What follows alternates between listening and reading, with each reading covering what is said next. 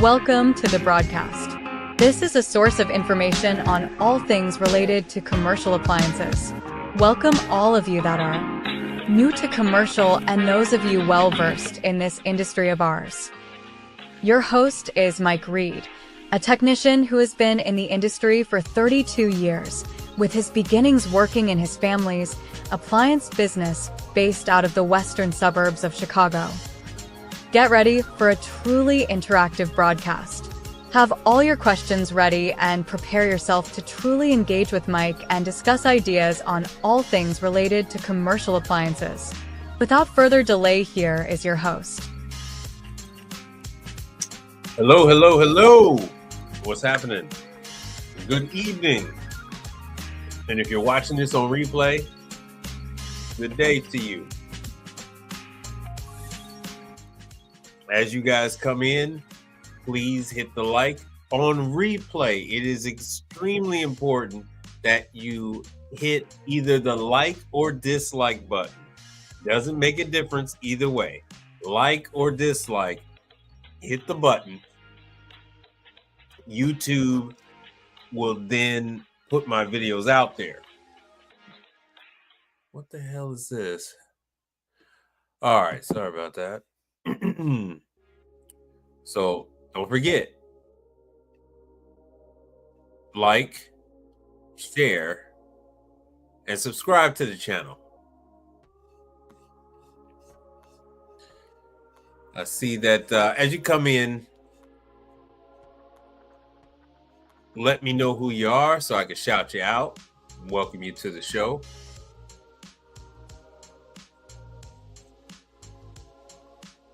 All right, hold on a second. Let me get you guys going. While we're waiting on people to come on in here,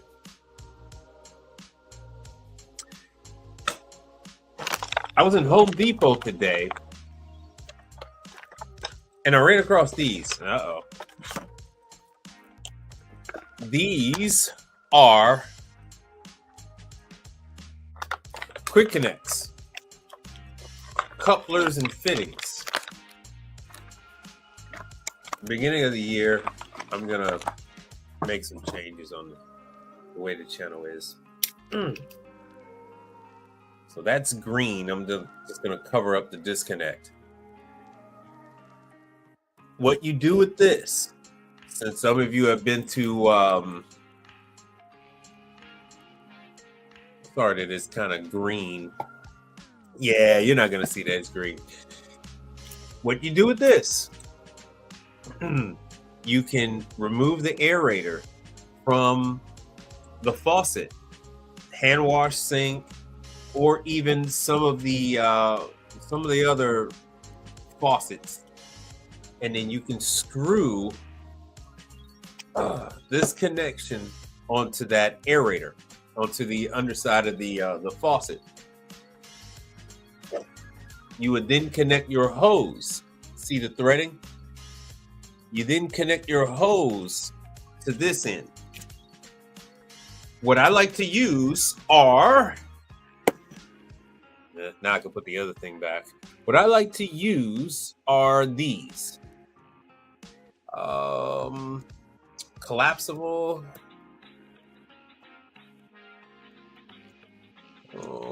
Water hose.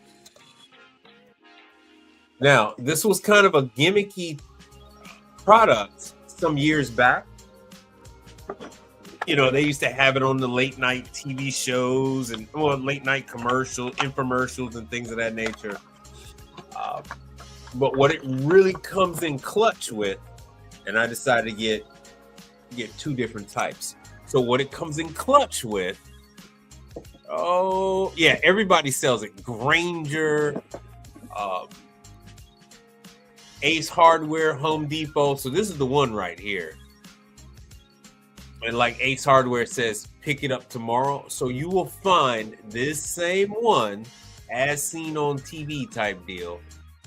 Oh, yeah, sure. Why not? So you will find this same one. Ooh, I need to delete some of these options that I have. Sorry about this. I just want to make my screen. I want to make my screen a little even so you can see what I'm dealing with. Now, you might wonder what the purpose of this is. I'm at this current moment, I am with these, I'm up to like 4 different styles of connectors. What you can't see because it's green like my green screen is there's a quick release.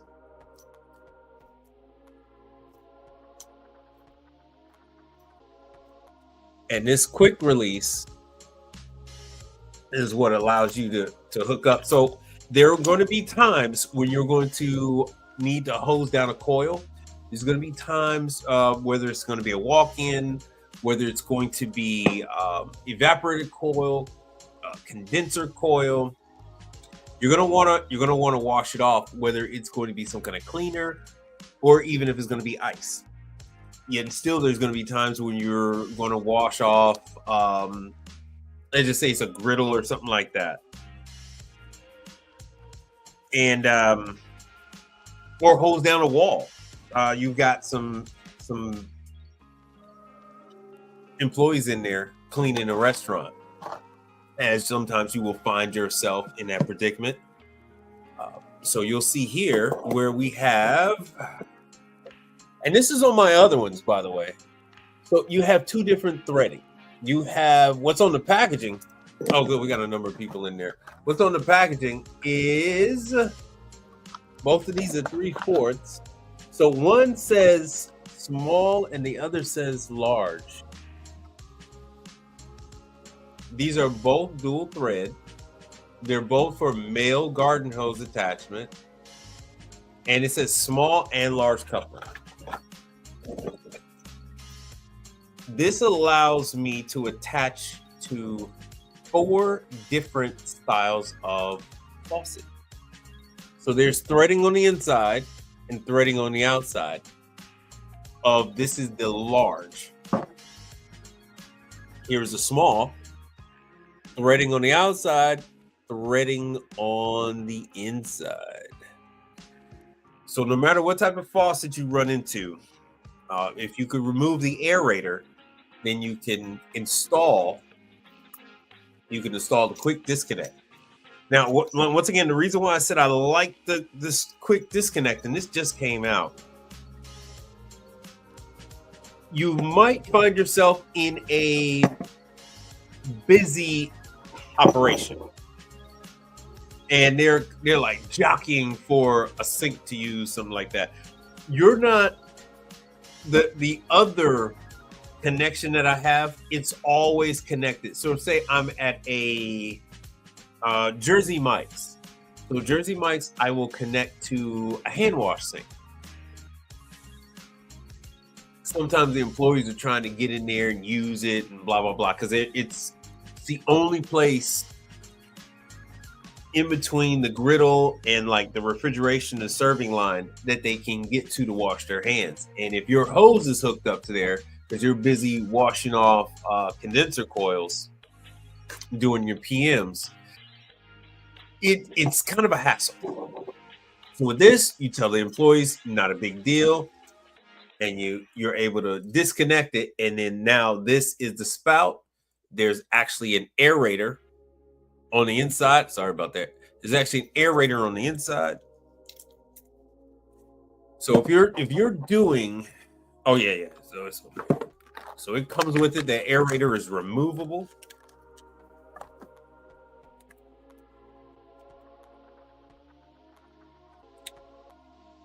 So that's what comes in the kit. These are at Home Depot. I haven't seen them.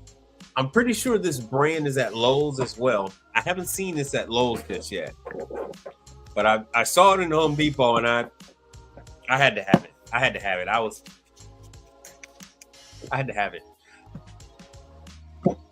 Also had to get some other sealant, some gaskets, what they call a tub shower gasket repair. But one of these, not this one, but there was a silicone one, went just perfectly onto dishwasher. Let's see if I don't have it here with me. Damn it. But anyway, that's my little show and tell. Let's see who's all in here today. None of the usual suspects. Everybody else normally chimes on in. All right. So anyway, so this is the collapsible hose. The threading on that hose goes right here, and now you're able to remove the cleaner from the coils, remove ice from evaporators. You do not use a heat gun. You do not use a torch anymore, especially when it's R290 or R600. You will start seeing R600 in the commercial space. They're putting more and more of the R600 units out there. All right, good. So here's a better picture. Here's a better picture. So I love this hose because this hose, when it's not pressurized, it shrivels up to that. So you could put it in a bag, preferably a bag with a rubber, bottom, a hardened bottom. I use the Milwaukee bags, and they all have a sealed bottom. I'm actually having a problem getting one of these damn things released. Anyway, so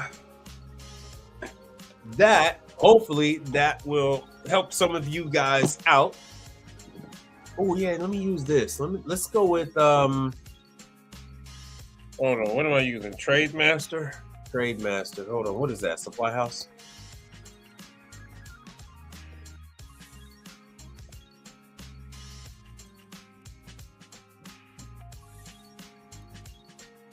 No, I guess it's the Supply House.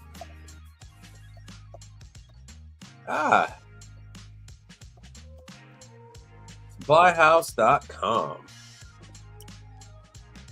I was looking at parts today,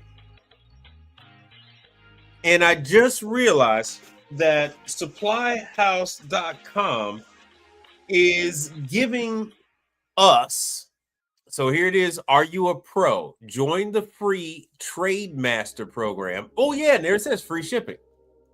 Free shipping. Boom. The Trademaster program, that's this thing right here on my chest. They send you, all kind of stuff. Hold on, let me make this smaller. So what you're actually getting is free shipping. It just dawned on me. I was looking for parts. I've been getting slammed with commercial dishwasher. Just absolutely slammed. Oh, damn. I need to sign in. And I was looking at every single thing.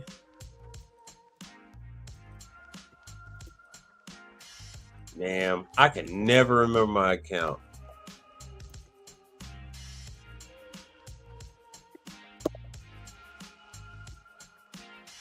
You know what I'm probably going to have to do? Hold on.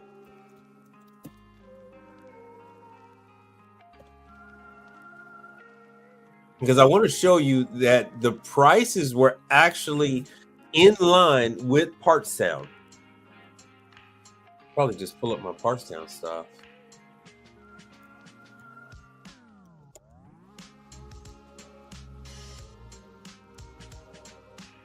We're just messing around until some other people come on in. Let's see if my stuff is going to log me in. All right.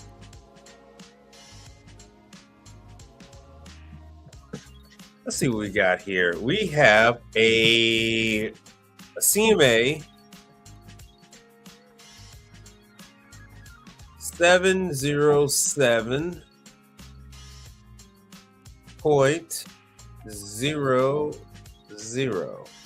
Let's see if that works. Oh, it did work. All right. So this is the water solenoid repair kit for CMA. And let me see if I can, let's see if I can.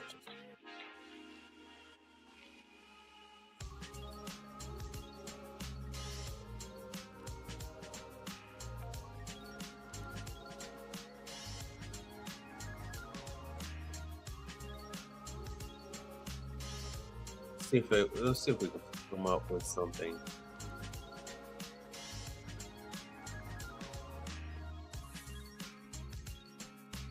Oh, you know what? I had all this stuff written down. Hold on. This is a GP.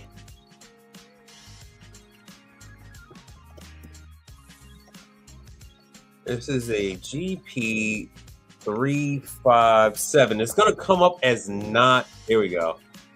Yeah, so it comes up as back order. Make sure you guys can see that. But it is in stock with Partstown. So Partstown has it for $100, and supplyhouse.com has it for $125. If you log in, it's actually going to be less expensive.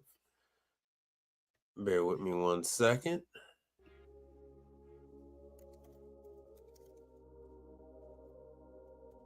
What I'm going to do is I'm going to log in on one of the Apple. I'm going to log in using an Apple browser. So then I could log in using my biometrics. There we go. Okay, so I am in.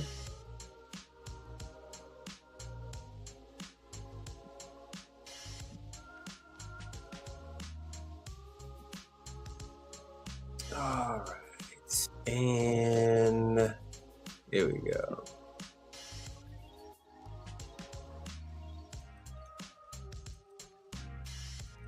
All right, so like it says, welcome back. And let me show you. Oh, what the hell that was? That was from a while back. So now I can go back and look at GP. Like if I do GP 400, it's going to come up with a valve, I think. Yes, it does. So as you can see here from the kit, it's gonna be $66, and I get free shipping. So they have me on what's called the fast track. Plus, I get free shipping.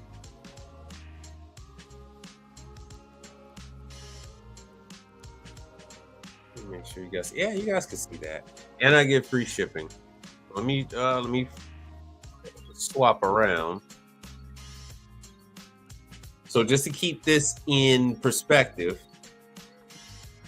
this is the actual, what I hold in my hand is the actual kit. So it's $100 plus I have to pay for shipping for parts for my Partstown account. Let me make this big. So you can see, I guess most of you guys aren't in dishwashers, but this not only applies to dishwashers. So this is the same kit. This is a GP. It's actually a 300 series, which is why the screen says GP 300 or the GP 400. So this is what comes in it. So just so you can see, it's the exact same that's on the screen. This is just a small mesh filter in the front. So all of this is what you see on the very top. So what you see on the very top of the screen right there. That's this guy right there at the top. And there's the little spring. Supplyhouse.com has it for $66. Meanwhile, Partstown,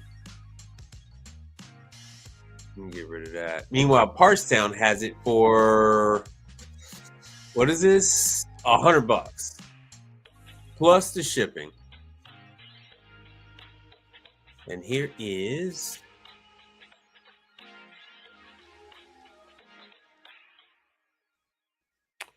I'm gonna have to cancel that one and show this.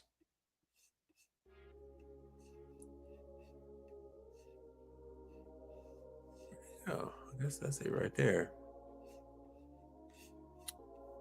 So there it is, $66. So I'm showing you this because this is another option for you. Once again, I was going to order from Partstown. I mean, I made a part purchase for one thing, but not another. I was actually even going to make this purchase through All Points. All Points had some of this too. And they want to do a parts match, but guess what? They can't do a parts match on this one. Why? Because it's not the exact same number. This is the general purpose valve repair kit. Let me show you what that looks like.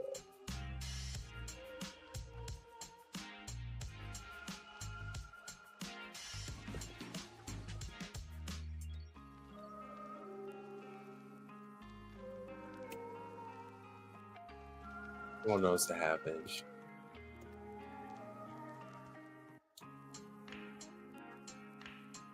Oh, good, you can see it. All right. Okay, no. All right. So this is not residential. You got to let that go. This is the OEM. This is the manufacturer, not this is the manufacturer. Parker makes, and this is one of the stocks that I follow. Parker makes the components that CMA and everybody else uses. So when you're buying the OEM, this is what you're buying. You're buying oh shoot, hold on. And you're not going to get cheaper. No one cares about the price that you're paying. If you're trying to get the OEM, you go directly. If you're buying through the manufacturer or through the distributor, you're getting stepped on product. You're getting something that they've taken from the factory, something like this, Brother Frank, and then they take it out of the box and then they put it into a freaking baggie. Oh man, I just had a baggie. And they put it in a freaking baggie like this, slap a label on it, and give it to you. That's what you get when you get with OEM. Like this. So this is the OEM doorstop on a CMA. It comes in a baggie. Why does it come in a baggie? Because they come in boxes of like 500. This is not residential. You want to get this. This is the actual manufacturer. This company here actually makes the part. When you buy motors, when you buy pumps, you're going to buy from you're going to buy from the OEM. You're going to buy from the manufacturer. When you buy from let's just say CMA, or you buy from a motor for American range convection oven, you're buying a motor that they're buying directly from the manufacturer, and then they're slapping a couple of digits on it. So commercial is completely different from residential. The proprietary parts are few and far in between. Like when you're talking about fryers, you're talking about, especially with their display screens and stuff like that, that's proprietary. The other controls are not. Thermostats are not. Oh, brother, no problem. And Brother Frank, anytime you go for a Scotsman class, you're now able to do Scotsman calls. If you're able to get paid. Anytime you go to Hoshizaki class, you're now able to get paid if something is still under warranty. And this way, you're not turning your client over. You're not turning over your customer to your competitor. So why would you if you're cleaning ice machines and you discover a problem, why would you let your competitor step on in and save the day? Now you risk losing your quarterly customer to your competitor. Why? Because they came in and changed a valve or a sensor or something. That doesn't make any sense. That doesn't make any sense.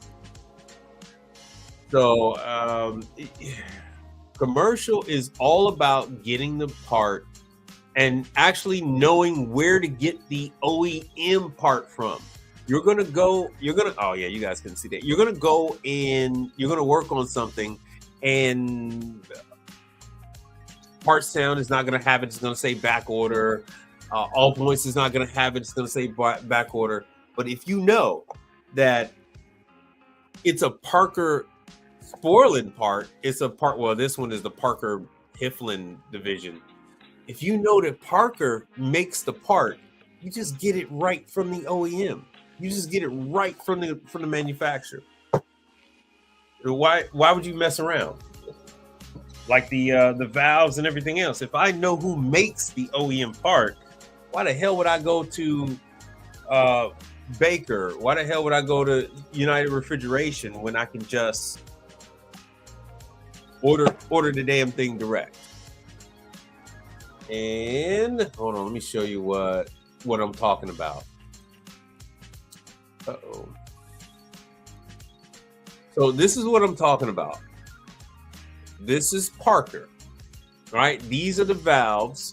So you can get these valves for the one you're looking at. This is it's for a wash machine. This one is for a dishwasher. And these are also on garbage disposals. They stop the water from going to the machine. So you have various different styles and different parts. So if I know that this Hobart valve is not available from Hobart, or Hobart, it's like, yeah, they're just telling me it's not available, I can just go and get the exact part from Parker. There's no different. Look, it says Parker right there. This is Hobart, but it's a Parker valve. Every component to this valve. Oh, good, brother. Good. I appreciate that. Hey, every part to this valve, I can get this from Parker. I can get this from them directly. This is OEM. The only thing, hold on, let me make this big because you guys tend to forget this. Look, your skills translate over. Everything else is different. How to use a meter from residential to commercial is the same. Yo, SQ Services, what's up? How to connect electrical devices is the same. How to, hook up gas, how to hook up water. All of that is the same. How to diagnose, how to read a schematic. All that is the same from residential to commercial. Everything else, you got to let that go. It is holding you back. It is causing you grief. It is delaying your progress. You don't know it, but this is the whole purpose of why I'm here. I'm here to show you this is what these things are. I mean, I was geeking out with the I didn't go to a supply house to get this. I went to a competitor. And they are now down to one dishwasher tech. All the other techs had retired when COVID hit. When the COVID hit, the guys were old. They were already old. And they like, hey, look, man, we want warehouse training jobs and all this stuff. We ain't going out in the field anymore. And so now, for the fourth largest city in the country, one of the largest service providers in the country, if I were to say their name, you would know. They are down to one technician for dishwasher. So when he saw me coming in and I actually asked for this, he was tripping because he was like, man, you actually know about it? Yeah. So we were chopping it up for a good little minute, talking about, hell, I can open this, talking about these suckers.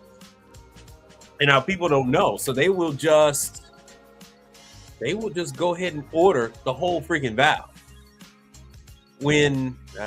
Sorry about that. They will order the whole damn valve when this is the only thing that needs to be done is the insert. The rest of the body is brass. The body isn't compromised, isn't damaged. It's the internals. And so these kits right here are all your internals. And as you see right here, it is the laundry rebuild kit. It's the laundry kit. So it's hurting you. It's hurting your progress to say, oh, I want OEM, because that doesn't mean what you think it does. It doesn't mean the same as it does on residential. On residential, yeah, you go ahead and you order that OEM because there are specifics that they have for that residential piece of equipment. Stuff that they have figured out by trial and error what is wrong and what is good and what is bad and what works and what doesn't. On the commercial side, this stuff has been out in the field for 60, 70 damn years. These are parts that you do. So as you can see right here, this is the same damn thing. Now they come in different sizes. This is the same thing. That's why it looks like that. This is a screen. Without it, oh damn, there's the other piece. So that's the diaphragm in there. It's just all different pieces that become corroded. They become, they get affected by the water. So you have all of these different pieces. Everything that you see on the screen, I have right here. Using this, I can repair a dishwasher, a washing machine. Hell, even like I said, waste disposal. So how this works on the commercial side is when you turn on the garbage disposal, it also activates the water. So you hit a button and then the water is going to flow into the sink, and then the garbage disposal is also running. So all of these pieces are here. And what you see on the screen is for a this is for a washer. This fix sorry about that. This will fix Speed Queen, Hipsch, Unimac, Ipso, Primus. If this is for, because what I have here is, I believe it's a 1/2 inch. So this is a 1/2 inch. And so this is even less expensive than the one I got. I don't know what the hell those clips are for. I don't know what the hell those clips for. It's a slightly different diaphragm. It's probably a different diaphragm because of, oh yeah, a lot of this stuff is different. Because of the water flow. So a washing machine is going to kick in a whole lot more than, yeah. So I said 1/2. Yeah, there's a 1/2 inch. So a washing machine is going to fill a lot more than a dishwasher. So here we go. Here's one for, let's see what they say this is used for. And once again, this is just says multi-purpose. Multi-purpose.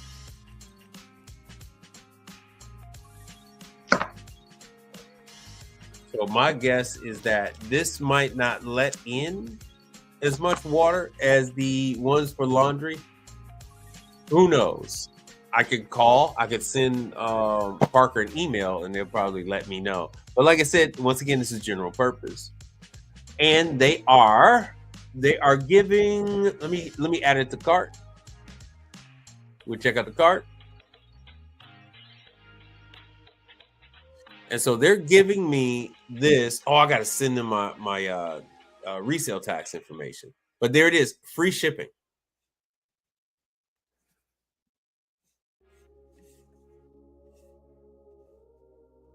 So there's Parker, free shipping. I got some other stuff. Oh yeah. What the hell am I talking about? All right.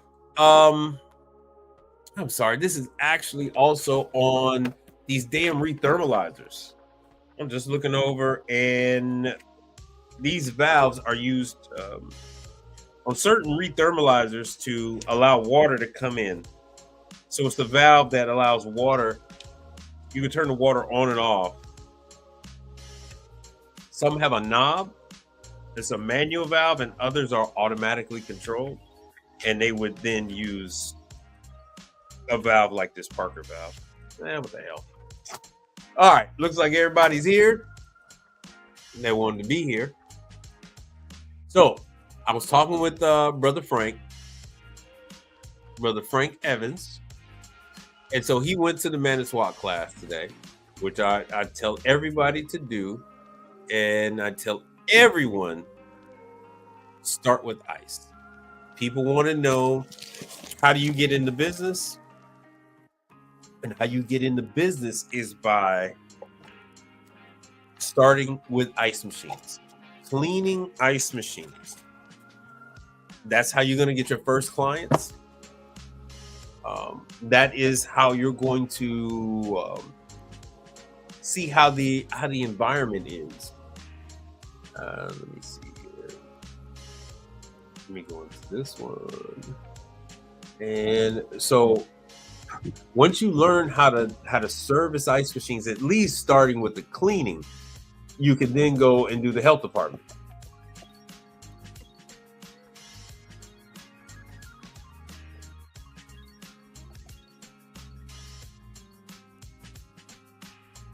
Oh, I don't want that damn form. Make sure you guys are seeing this. Let me drop this. Okay, I got a new chat. 1 second. 1 second. I'll look at that in just a minute.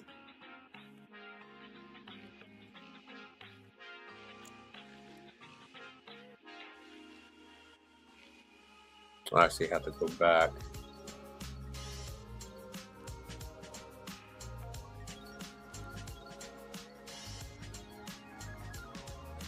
Funny, now that I'm looking for violations, I can't find the damn violations. Brother Frank, did you want to come up? Man, you got... Yeah, ice is it. Brother Frank says ice is it. Nicole, for what's happening from the Great White North? How are things going up there? You freezing or you doing all right? Man, you all right. So, Brother Frank, you got more than a foot in the door. You've got, ice, you got refrigeration going on. Here's the thing. When you guys are interested in HVAC, when you're doing HVAC, you're going to have periods where you're going to have a lull. Yeah, those go. So when you have that lull, guys will fill up that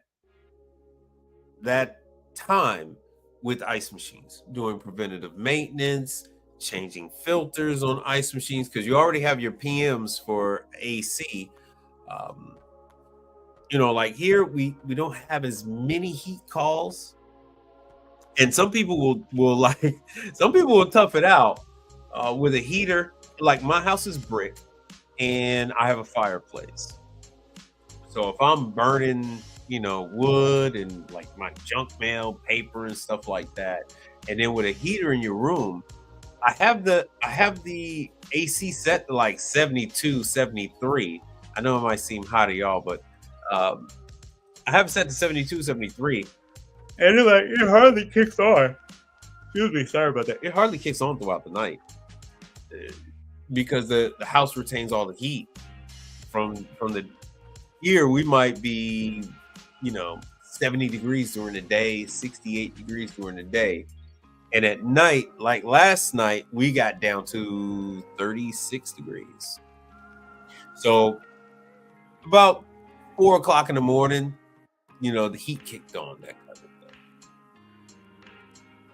So what I'm doing now is I am doing your favorite, which is the health department.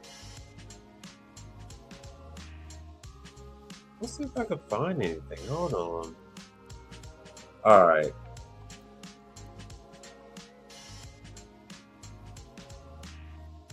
Code for violations. I had to reset everything.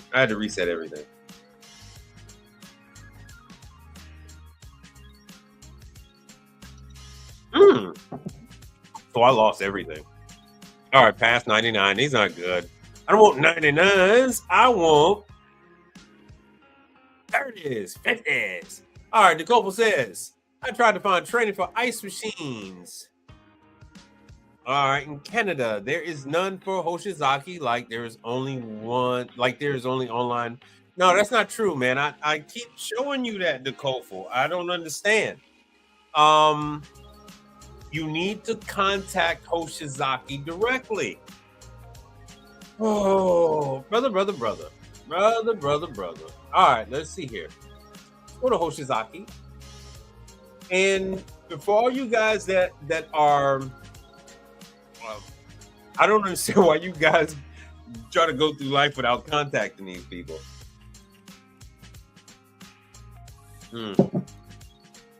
You're gonna have to contact them, and that's just all it is to it. Let's see here. It's under support. Support. We go to training. And so they've just stripped down the damn training schedule. So I go over this every single year, Nicole. Every single year. So they're going to come out with the 2025 schedule. Oh yeah. So my stuff is in January. Oh yeah. So brother Frank, so yours is January 20th. Well, 21st. So you got these 3 days. Sorry about that. Oh damn, let me go back. You got these 3 days, brother. Fort Worth, Texas, January 21st, 22nd. Look, man, it's not that he's not looking. He's not looking. Right? So first and foremost, one simple phone call to Hoshizaki Tech Support would have got you what you're looking for. One simple email to Hoshizaki will get you what you're looking for. Even if they don't have the dates narrowed down. Yeah, see, my stuff is February. Even if they don't have the dates narrowed down, they will let you know, okay, we're going to do the month of, July, we're going to be, in your market. Now, you have Coke, you have Pepsi, you have all other manner of clients of Hoshizaki up there. They train them every year. All of us have to go to training every year. So they just stripped the schedule. Let me see if I can find it. They just stripped the schedule.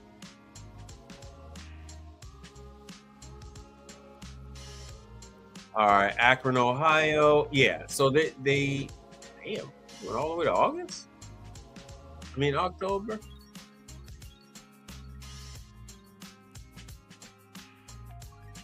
So what you're going to want to do, the Nicole, is you're going to, let me show you one. Hold on.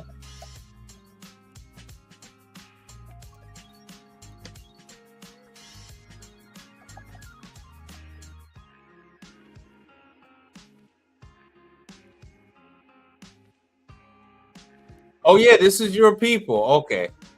Per mule, right? So you would have to call per mule. Right? So this is hell. These were the classes. Hell, man, these were the classes that we were having. Okay, well, hey, brother Frank, they're gonna be around again. Don't worry about it. They're gonna be around again. Oh, don't worry about it, brother Frank. I'm gonna put my stuff up there. Did you know SQ Services? He's in Texas with me. He went to Dallas. So your stuff is coming up. You're gonna have SQ Services. You're gonna have in Wisconsin. You're gonna have Hoshizaki. You're gonna have Scotsman. You're gonna have Manitowoc. You're gonna have them all over there in Wisconsin. So,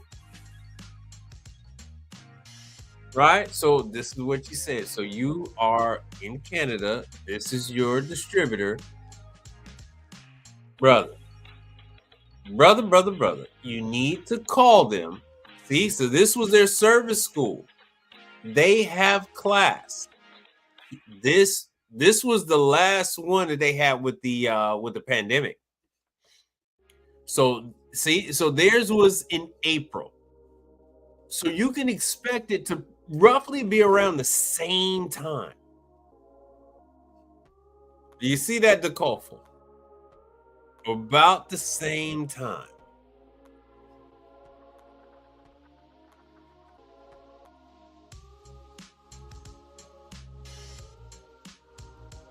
So it's 5 years later, but yeah.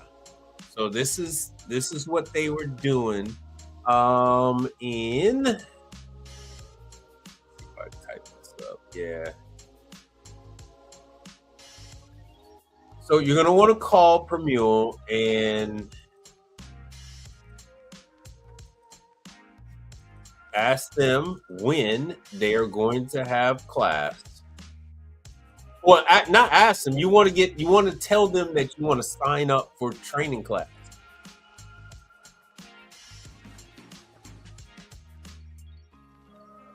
Because you got to pay for the damn class anyway, man. I don't know what the hell y'all tripping on. You got to pay for the class. Oh, so this is one I haven't gone to. Okay, boom. Look here, man. I don't know the Koful. I don't know what you own, man. I do not know. So here's Permule. What did that damn training just say? It said November. So it looks like you just missed it.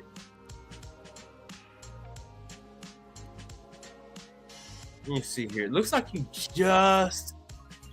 So you're gonna want to email these people and tell them that you want. Here's the events that you want to get.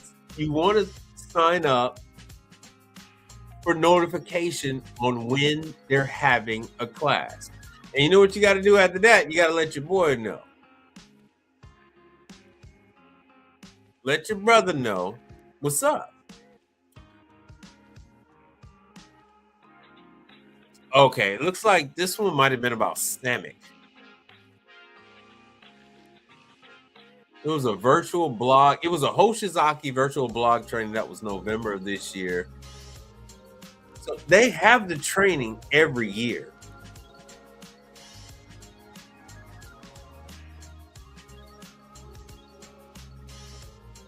The thing is, every single one of these distributors is required to have the live in-person training. The only time we did not have the live in-person training on Hoshizaki was due to the pandemic lockdown, and they didn't allow us to gather in big numbers. So you will have, see, so right here it says that Hoshizaki gave Permule the exclusive rights for Canada. So yeah, they're not just your distributor, they are the distributor for all of Canada, all of Canada. So it's no longer, so now Western Canada, yeah, everything is all under Permule. So yeah, this is one thing that Hoshizaki is doing. They are consolidating everything. Yeah, they even got rid of refrigerative supply. So this is my take on it. So everything is under Permule. So that could be another reason.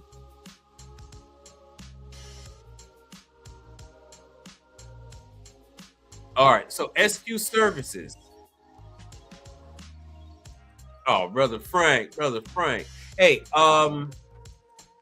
so the Koful, what I believe is happening is Hoshizaki got rid of all the other distributors for Canada, put it all under that one distributor, and then once they get everything all worked out, then Hoshizaki takes over. They're gonna end up taking over that Permule, they pretty much have been doing that here in the States. So across the border, that looks like that's what they're doing over there in Canada. So they're essentially going to be doing that. So they're going to put everything under per mule, and then they're going to take over per mule. I hope I'm saying that right. So, all right. So SQ services. Anyone, let me make this good. Anyone can do work for Manitowoc. If you do not, with or without the training, if you do not attend the training, if you do not pay for the training, you will only get reimbursement for the defective part. You will not get reimbursed for the labor. Now, if they're your client, some clients are okay with that. Some clients are like, look, man, I don't want to wait on those other guys. You do it. I'll pay you for your labor. That's fine. And sometimes what you can do is, especially if the unit is, you know, let's just say the unit is 2 years old and you're doing something that's covered under the 3-year warranty, you can do the job, go to the next class, pay for the next freaking class, and then submit the labor warranty. So you get reimbursed for the part and then resubmit the labor warranty. As long as the unit is under warranty, you could submit that claim. And it's through your distributor. It is not through a different distributor, through yours. So guess what? You took your ass to fucking Wisconsin. Now you got to go ahead and submit that stuff with Wisconsin. You won't be able to submit it in New York. So you need to go to your distributor. Everybody's responsible for their own parts, their own claims. So what we got here, SQ Services said, yeah, you registered for the class. Oh, no, that was Frank. Yep. They take your information, blah, blah, blah. Yep, they take all that. And, you know, it's nice and all, but Manitowoc really don't give people, you know, they really don't send people your way. It's good so that you're, you know, it's just good to get paid. It's good to have your client do the work and get paid. No, Brother Frank, they don't have a lot of work. So how it works is this. Usually when there is a service call, they will, I mean, if they decide to give out your number, you actually have to vet the call. So when you go out there, you have to make sure that the customer knows that they are responsible for paying you. Let me see if I got a freaking claim. I don't have a Manitowoc claim. I was going to show you like a Volrath claim. So, and this is the same with Scotsman, Isomatic, Oshizaki. You have to make sure that the customer knows that the only thing that's covered is manufacturer defect. The manufacturer is not covering for your travel time to get there. Only thing they are covering is the time it takes to do the job according to the book. And they're taking care of the part. And by taking care of the part, they do reimbursement. Now, remember, you only are using this as a means to acquire a customer, take care of your own existing customer. Yeah, that's about it. You're not, there's zero benefit in it for you just to run calls, right? Commercial isn't set up that way, just to run calls. You will lose 10 times out of 10 if you're thinking you're going to run around and do a warranty claim. You're going to lose money. You're going to lose money. You're not doing that so thinking you're going to make money doing a warranty claim. It's not like that. Let's see here. Yeah, Brother Frank, yeah, it's worth the investment. The other thing that you guys have to remember is once you attend the class, once you sign up with the distributor, you're now able to sell the equipment. Brother Frank can sell any Manitowoc piece of equipment. You said this sounds like a residential call you just had. Yeah, so these calls are for you to take care of your customer. When you do a call for Isomatic, you do a call for Hoshizaki, you do a call for Manitowoc, it is going to take months for them to pay you for the labor. Manitowoc, at least Baker, pays you the part right then and there. So if you pay $50 for the part at 8 a.m. on Monday, you come back to that same parts house at 3 p.m. that same Monday, you will have your money back. They'll say, put your credit card back in the reader. You put it in the reader, and they'll go ahead and issue you a credit to your credit card. Boom, boom, boom. Isomatic is a different story. Isomatic takes months. Like the last claim, I am the Isomatic servicer in my market. There's only 4 of us. I think Isomatic takes about 3 months to pay for a claim. Hoshizaki, I haven't done a Hoshizaki claim in like 3 years.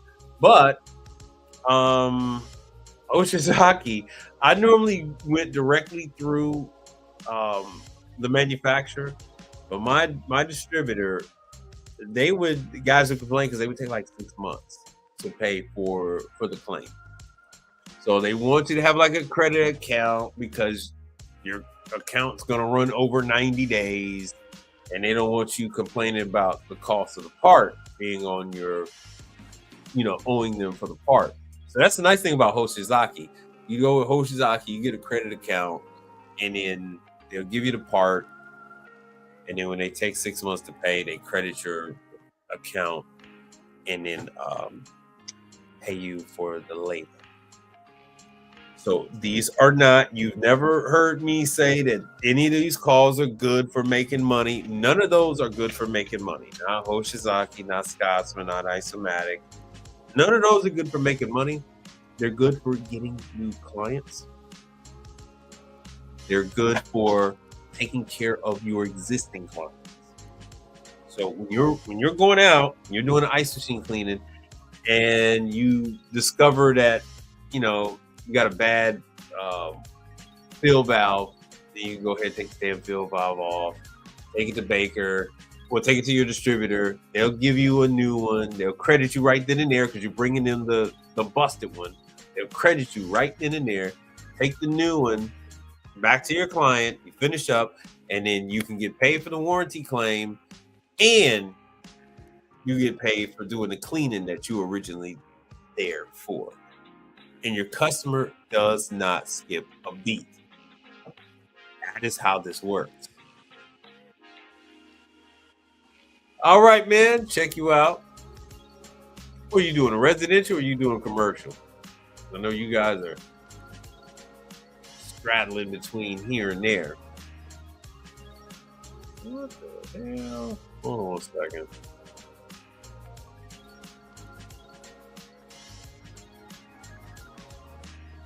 So the Kofo, I hope.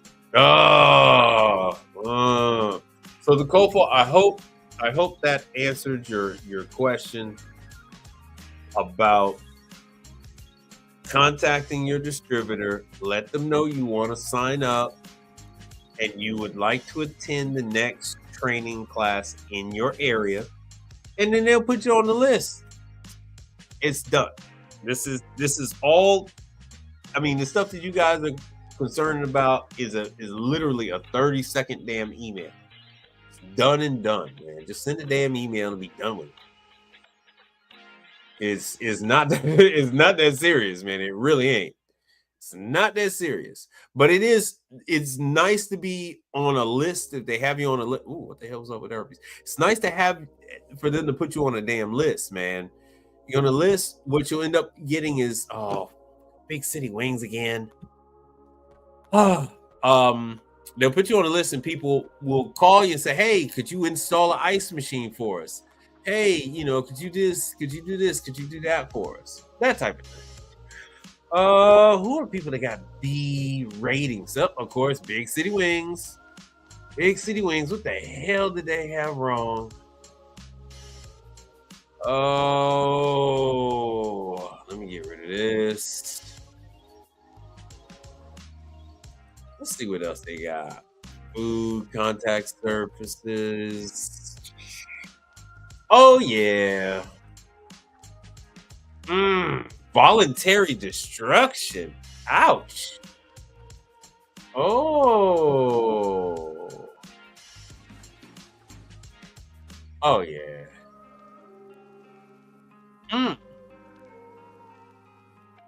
Unsound conditions. Hand washing, blah, blah, blah. Oh, my God. Damn, so the health department just went in there and made them just throw food away. All right, facility does not have water for washing hands. Now, once again, this is not plumbing. Good, Nicole. Good. This is not plumbing. These things hook up. These things hook up with a water hose. The hand wash sink and all that stuff hook up with a water hose. Let me show you.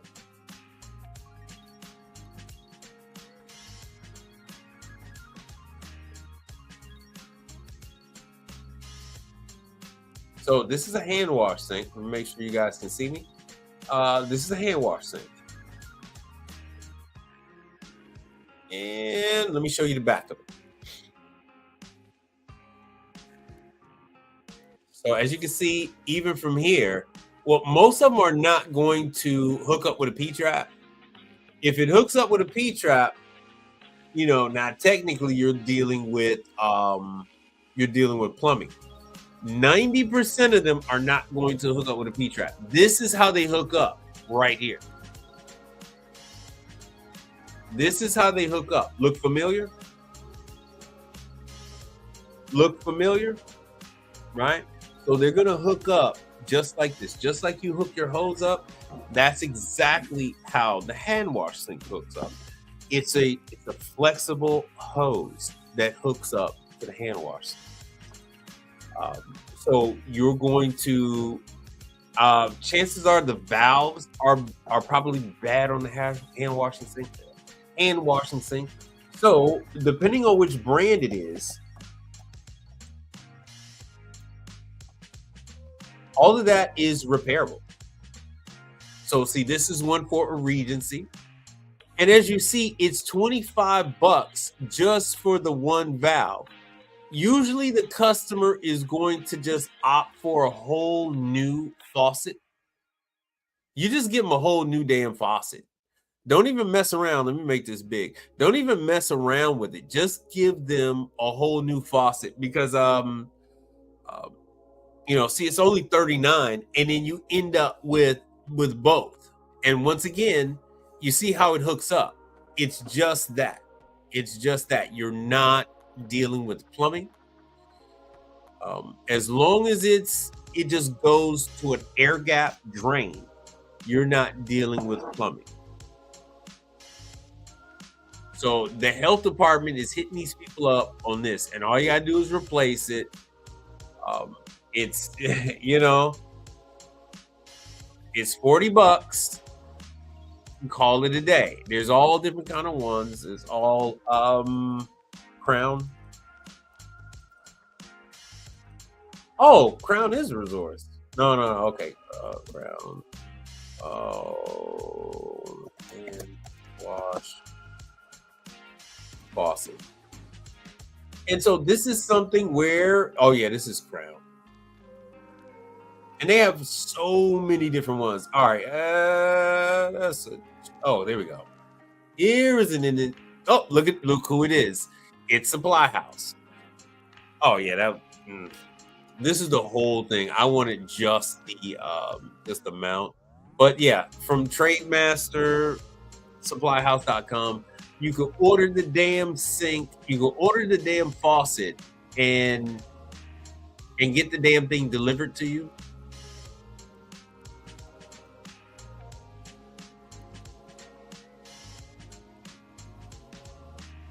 And call it a day, man. You can get the thing delivered to you and call it a day.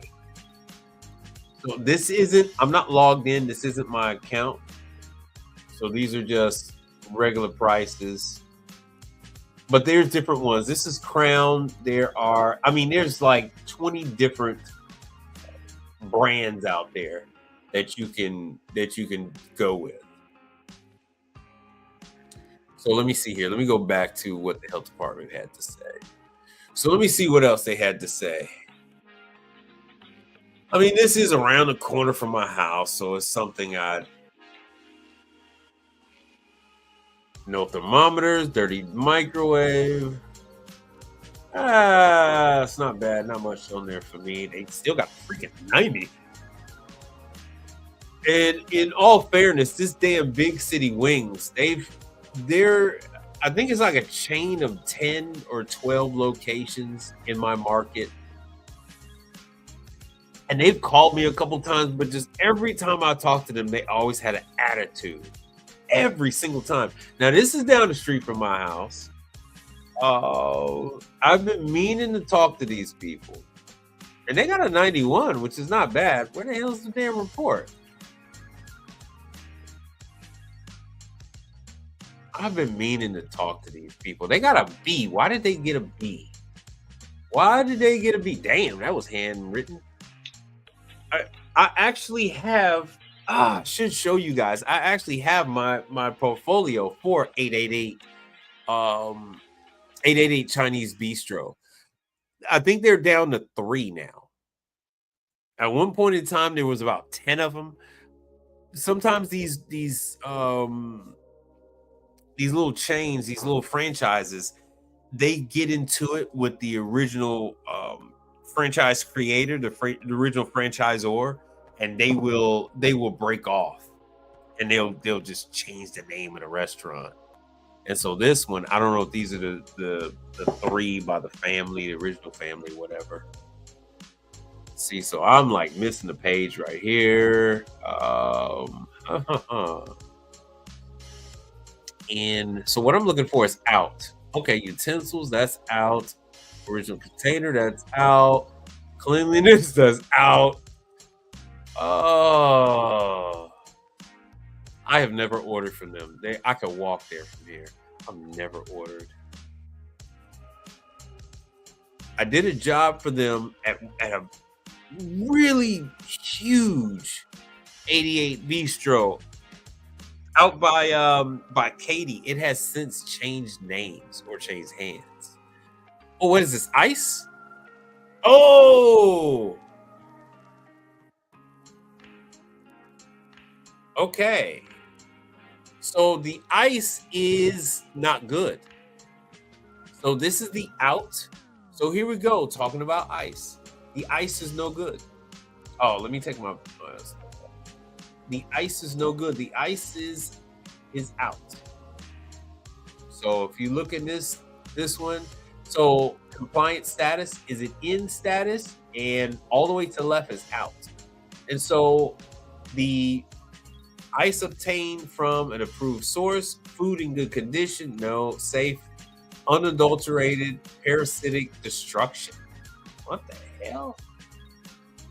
And it is not an approved source.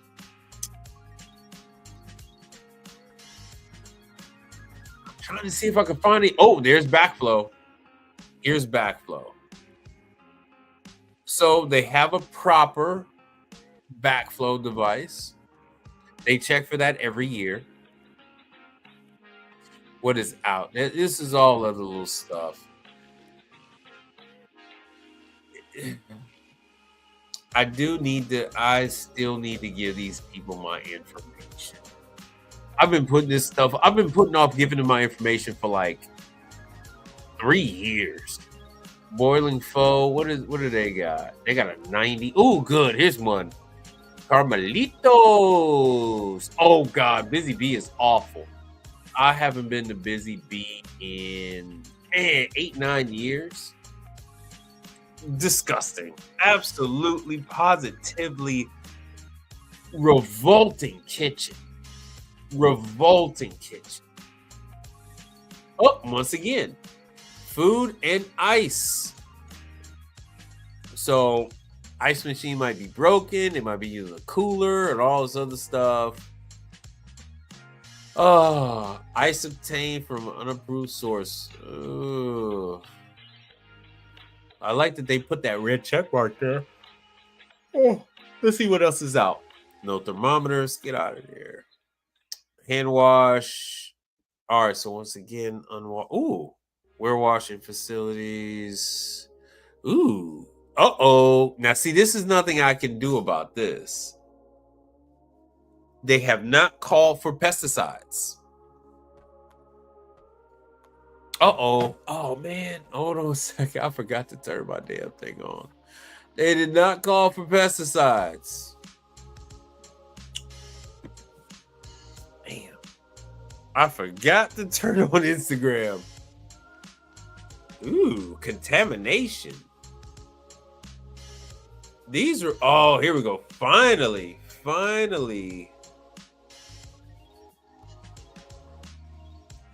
Hot holding, volunteer. Man, they made them throw out all kind of food. They had to recook, hand washing, water supply. So once again, facilities does not have water for Jesus Christ. Oh my God. This is another one. This is not even the same one. This is another one. This is Busy Bee. This is Busy Bee Cafe. It is about I don't know, about 5 or 6 of these things. They're down here in the south suburbs where I am. It's another one in Alvin. Oh, so I really do not want to give them my information. See, roach crawling on fridge where the lettuce and tomatoes. They haven't had pest control done since 2023. All racks in the back need to be replaced, as well as fridge where pies are. Ice machine, look. Ice machine. Okay, so the ice machine just needs to be clean. The green is okay. Unless that's green slime and they mistyped that. I don't know. So the ice machine needs to be clean. I hate going over this Busy Bee, man. I really don't want to. Washing dishes in hand. Oh, God. They're savages, man. They're savages. They're washing dishes in the hand wash sink. They're such savages. Vikings. Oh my God. Oh. All right. So yeah, they have a problem with the ice machine. So the ice machine needs to be clean. Oh, I just don't want to deal with them. I wanted to see. Oh no, Cinecorp Pizza. I gotta see. And Chick-fil-A. Oh, this is uncalled for. This Chick-fil-A has my information. This Chick-fil-A has this owner. I don't know who this person is, but I don't know why they have to engage in being such a douchebag. They have. Oh, how the hell did they go from 87 to 97? I could have sworn that thing said 87. How the hell did they have a 97 and they had a B? The owner is Pedro Hernandez. Sounds like my neighbor. He's a Hernandez. Let's see if what they got going on over here. Food violations. Oh. Damn. Oh man, this is wild. This is a freaking Chick-fil-A. I have never seen a Chick-fil-A with this many issues. All right, so it looks like all the equipment is pretty good. I did not get a call from these people. They do have my information. Dairy Queen. Oh, Floyd's has my number. See, some of these people, man, they deserve what they get. They deserve what they get. Floyd's got an 86, and they're nasty. They're nasty over there. I would not eat from over there. So you guys seen some of my videos, so they don't have any chemical test strips to test their dishwasher. I can care less about this guy. What the hell is other violations?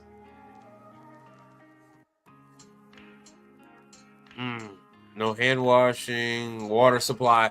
Once again, they don't have water for washing hands or cleaning the utensils. What the hell? Oh, see, look at this savagery. These SOBs, this son of a motherless goat. They got my number. They got my information. Not only do they have my information I gave to them personally, but the dealer that they buy their equipment from gave the, I've done work for these people. All stuff that was brand new.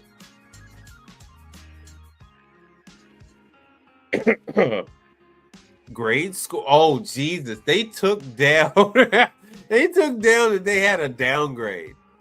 Last inspection not posted because they went from an A to a B. Oh, Lord. They haven't had a food handler's license since 22. Oh, yeah. The ice machine needs to be cleaned. They actually have 2 ice machines back there. Once again, ice machine needs to be cleaned. This damn restaurant, let me put myself on the screen. This damn restaurant is right when I leave out my house. I just go a couple blocks north, and I don't even think 2 blocks. I don't even think 2 blocks east of me. And these guys, their excuse for when I gave them my information, this was like a couple years ago. I gave them my information. They said, oh, they have a father and son that do work for them, which they're right. But they got a father and son doing work for them, but their ice machine hasn't been cleaned. So this is all something that they say. What date was this? This is all stuff they say so they don't have to deal with you. Okay, this was in 2022. I was about to say, why are they giving me this report so old? So the last time the health department's been, oh Jesus, I know it's going to be a disaster. I've been over there since 2022. So the health department hadn't been there in 2 years.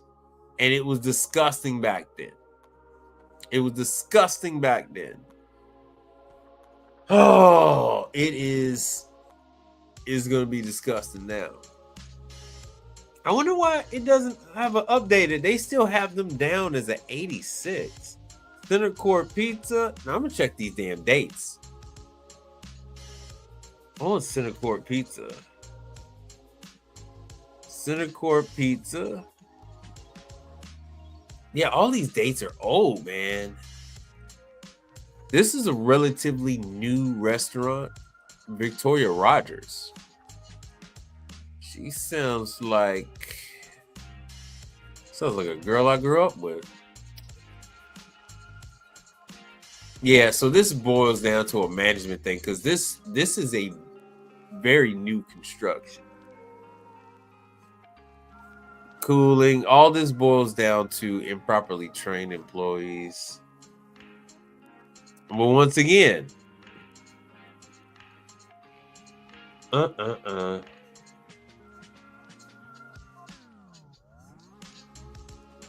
yeah, so I don't see anything. Expired license. Yeah, I don't see anything that's gonna help me out. Looks like these guys are kind of behind. Either behind or I need to do a better search on this. Let me refresh this. Let me see if I can change the dates. Do filter, and I don't know how the hell to use this damn thing. This is my own area, and I don't know how to filter. Oh, this sucks. Oh, this is terrible. I don't know what the hell. Ooh, Golden Corral. Damn. Oh, yeah, that Golden Corral is still open. Krispy Kreme. I don't think that Krispy Kreme is still open. You know, I'm kind of curious. Little Caesars. Oh, man. All of these damn reports are old. Oh, what the? It passed with a B. What the hell can Little Caesars have? You guys want to see what the hell Little Caesars got going on? Yeah, Little Caesars is mainly going to be all employee issues. Ew, environmental contamination. What the hell is that about? Toilet issue.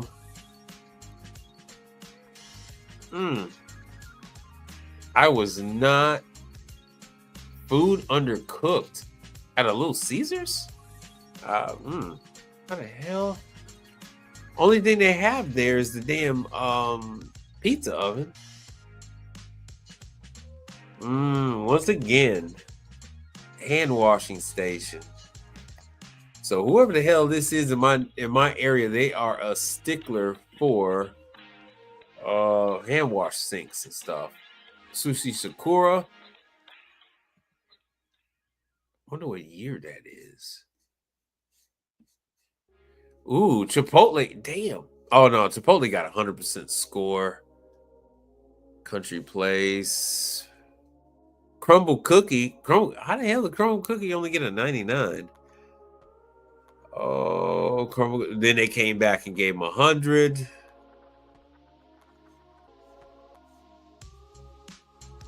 Oh well.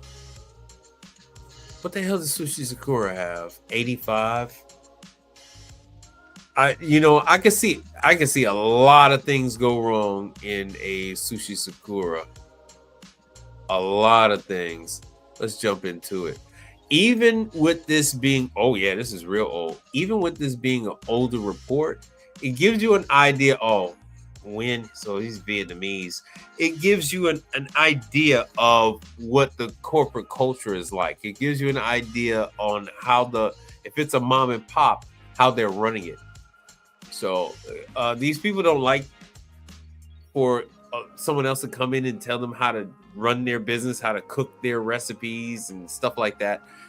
So they are usually repeat offenders. The only time their habits change are when they get fined, or if the health department temporarily shuts them down. As you see here, when they say voluntary destruction, they start to get some act right once they have to throw away thousands of dollars worth of food that they had planned on selling. They'll typically learn from some of those mistakes. Not always, but they'll learn from some of those mistakes. All right, let me see what you guys had to say, if anything. Oh, you guys ain't had nothing to say. I will be back on Monday, 7 p.m. So Monday and Thursday is when you find me. I will give you information on training classes. I'll give you information on, hold on, let me see here. Let me see what I got here. Delfield.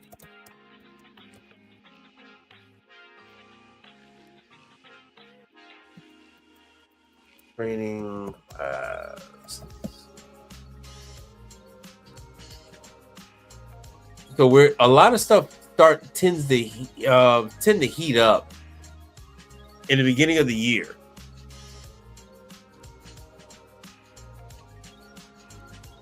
Training slows down because of Thanksgiving, Christmas, New Year's Eve, and then you'll see training kick back up. So here we go for December. Here's your Huntington Beach, California. And so this is Delfield Refrigeration. This is a very large name in refrigeration. You'll still find them in Starbucks. Oh, sugar. at least for the time being.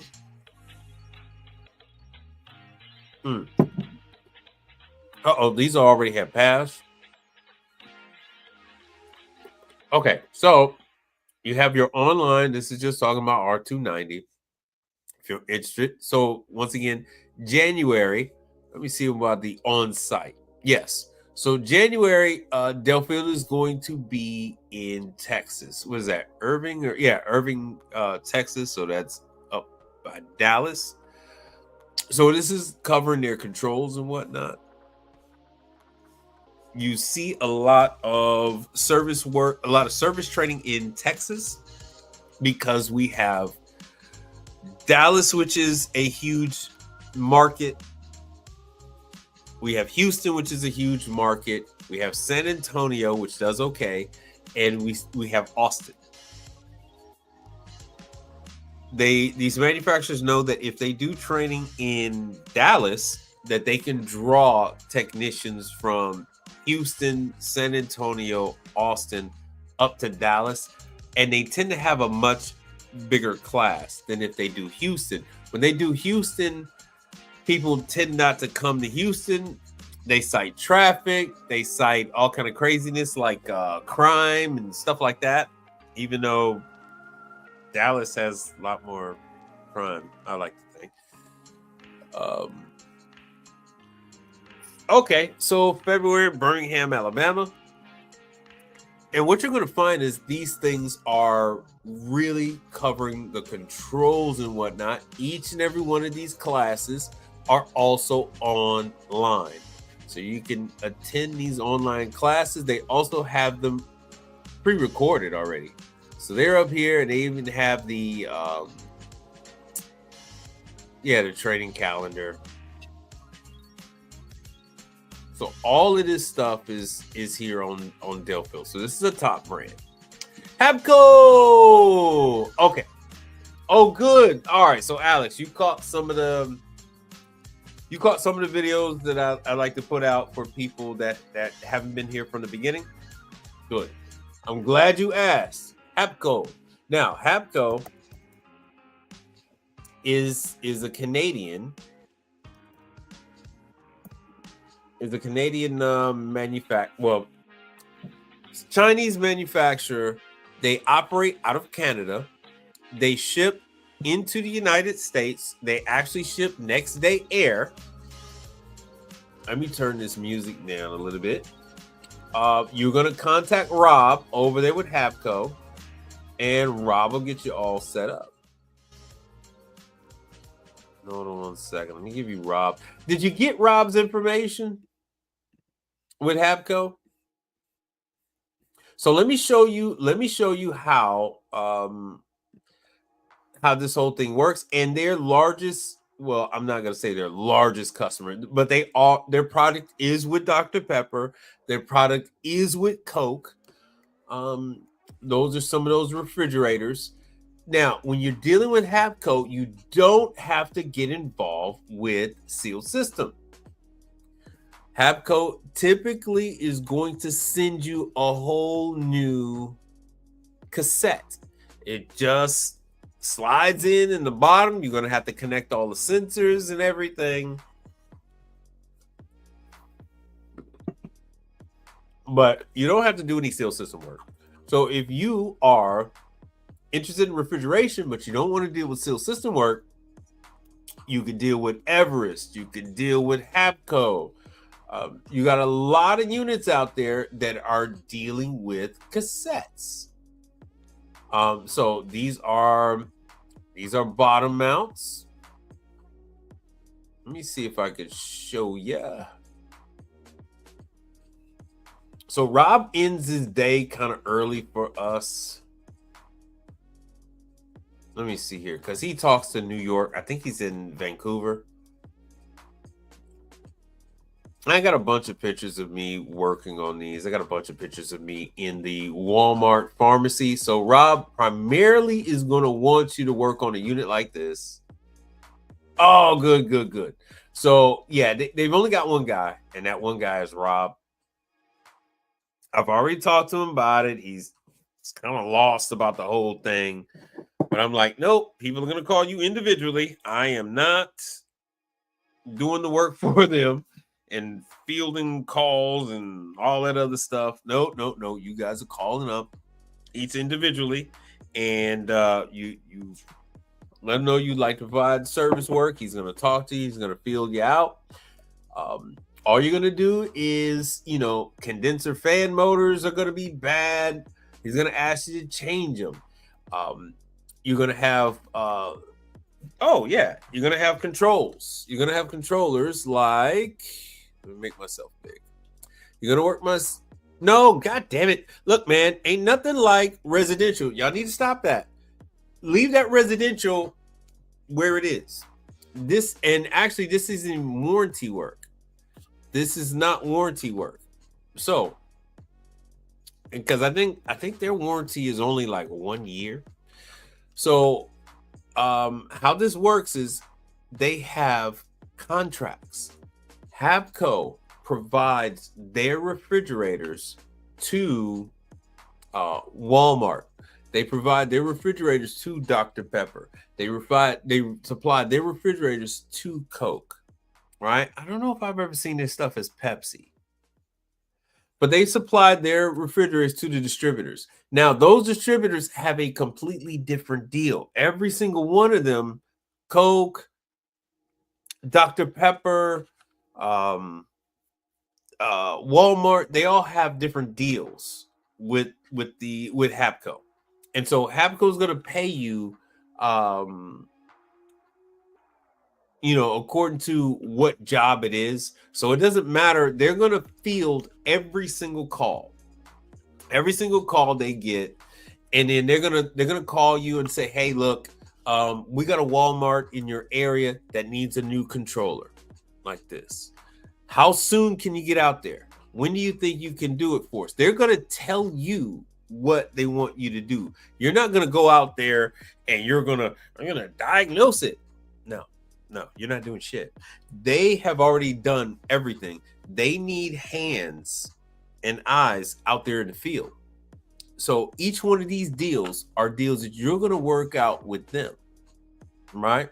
So there are no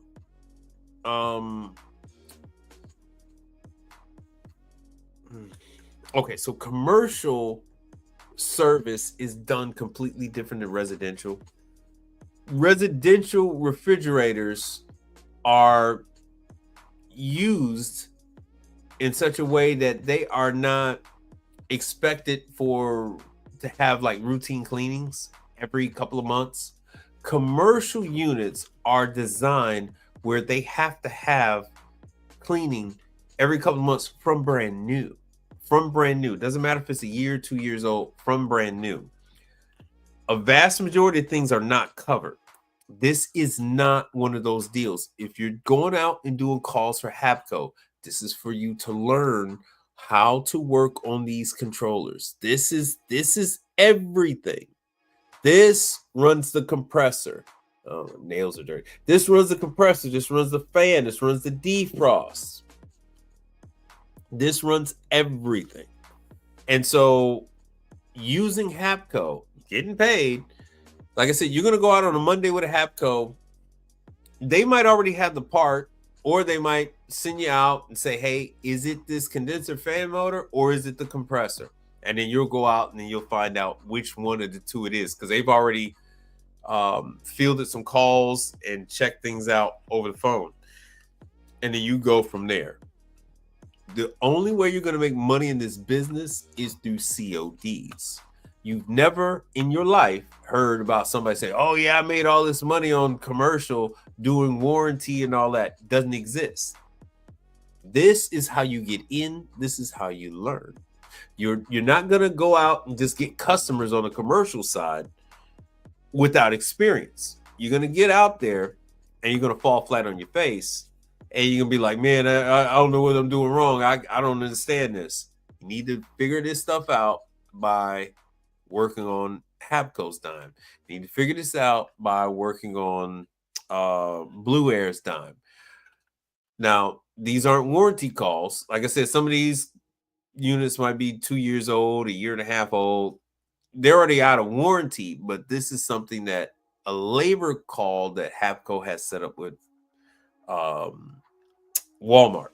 So you go ahead and, you take the call, you don't take the call. It's completely up to you. But this is how you learn how to take these calls. No. I understand that you're new, but that's what I'm saying. This is how you learn the commercial side of the game. You're only going to do 1 or 2 calls. Let me show you.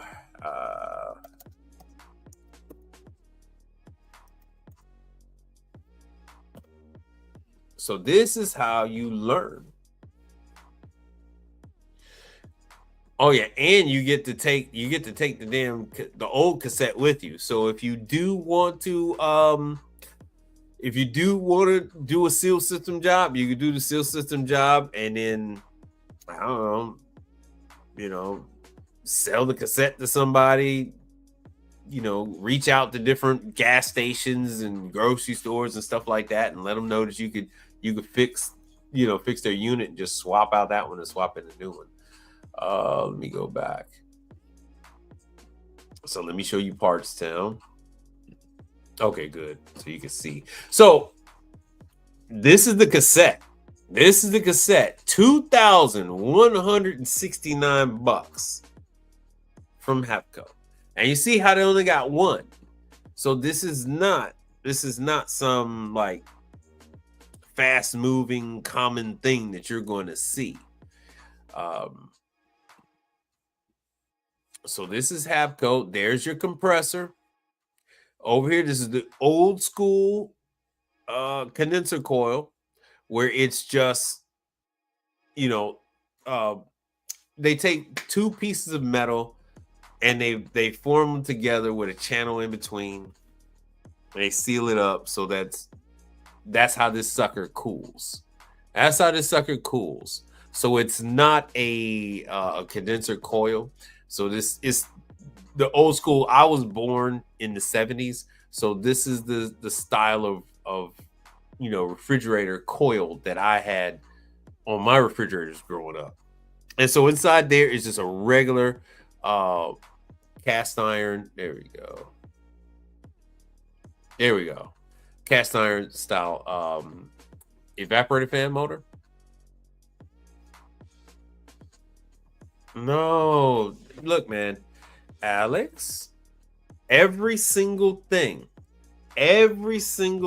is paid for by Hapco. You're not going to go out there and it's going to be some mystery. All right. You're going to the pharmacy. The pharmacy techs are there with the unit 24/7, not 24/7, but all day, every damn day. And chances are, like Hapco is like, hey, send me pictures and whatnot. So they send them pictures and stuff like that. So the reason why I'm showing you this old school coil is because you typically don't need to clean it. That's for the design. That's a reason for this design. There's no this is essentially an air conditioner. It's essentially, let me get out of there. It's essentially an air conditioner is what it is. Let me see if I can get this thing. So on the back is, there we go. So this is the evaporator coil right there. That evaporator coil is, as you can see, is sealed. So you see the black tape that's roughly behind the coil. That gets pushed up against the casing, and that air blows into the back. It blows into the back. It goes up the backside and cascades, just like a Follett unit. Only this comes from the bottom. Follett is typically coming from the top, and then it blows behind the back, and it goes each and every shelf for even air distribution. So this blows from the bottom, and let me see if I can rotate all the way back around. Boom. So as you can see through right here, so it is just thin. It's thin pieces of metal like I told you before, it's two pieces of metal pushed together with an opening in the middle, and that's where the hot gas refrigerator goes through. And because it's a fin style, um, it can handle dust a lot better than a coil, which is why they have that old 1970s style of condenser. So you're getting way over your head on the skis, man. You're only gonna go out there if chances are, if a unit like this needs the condenser cleaned, Hapco is just going to send you a whole new condenser. They're gonna send you a whole new. Let me see if I can get this damn thing to. They're gonna send you a whole new one.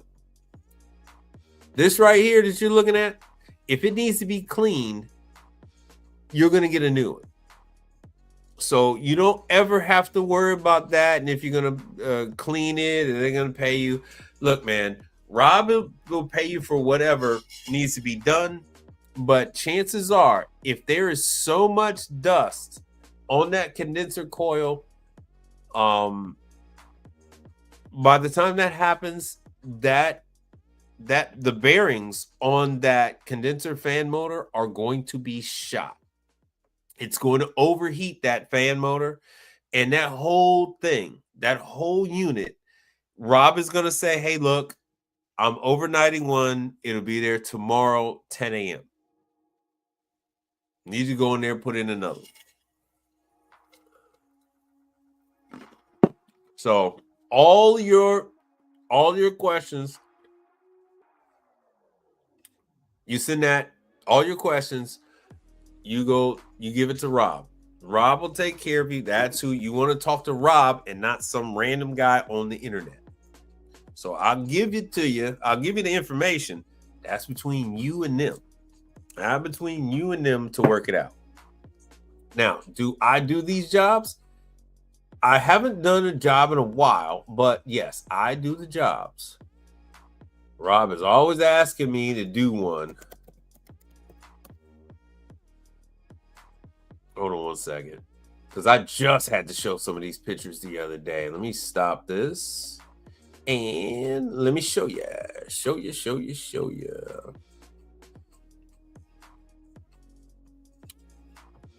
All right, so here's the Hapco unit. Let me make sure you guys can see. There it is. Okay, so here's the Hapco unit. This is the Walmart pharmacy. All right, see, they got all kind of stuff stacked up on it. Thank goodness it's a bottom mount. So here it is.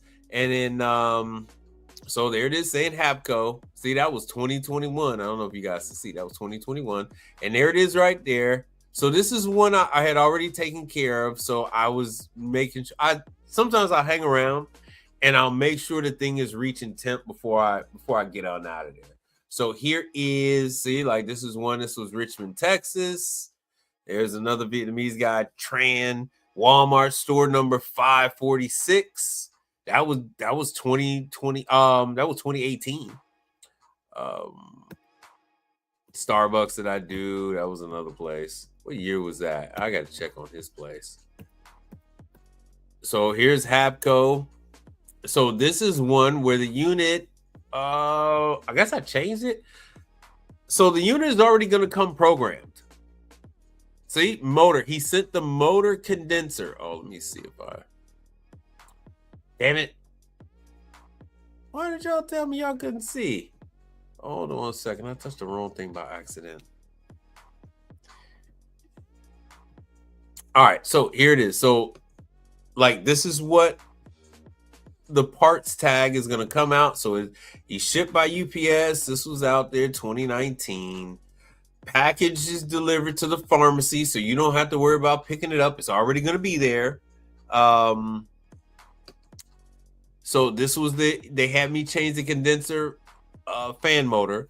They had a problem where the condenser fan motors were losing oil and they were drying out. Oh, that's why that thing came up, because it said Walmart. So this is one. So this was the dispatch. This was 2018. I was 2018. So this was temping high at 63 degrees.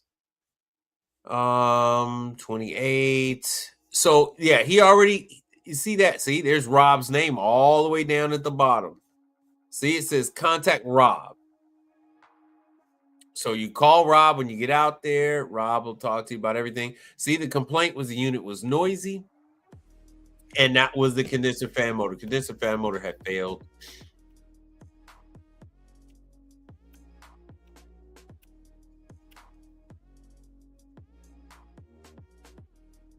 Oh yeah, that was a Havco. That was 2021. Let me see what else I got. It'll say Walmart. I need to do something to say Havco.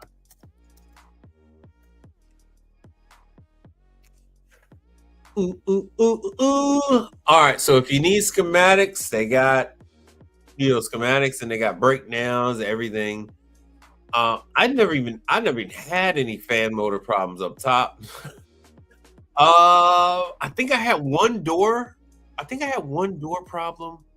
But here's the unit down there, and there's that condenser coil. That's wrong. It's never this way.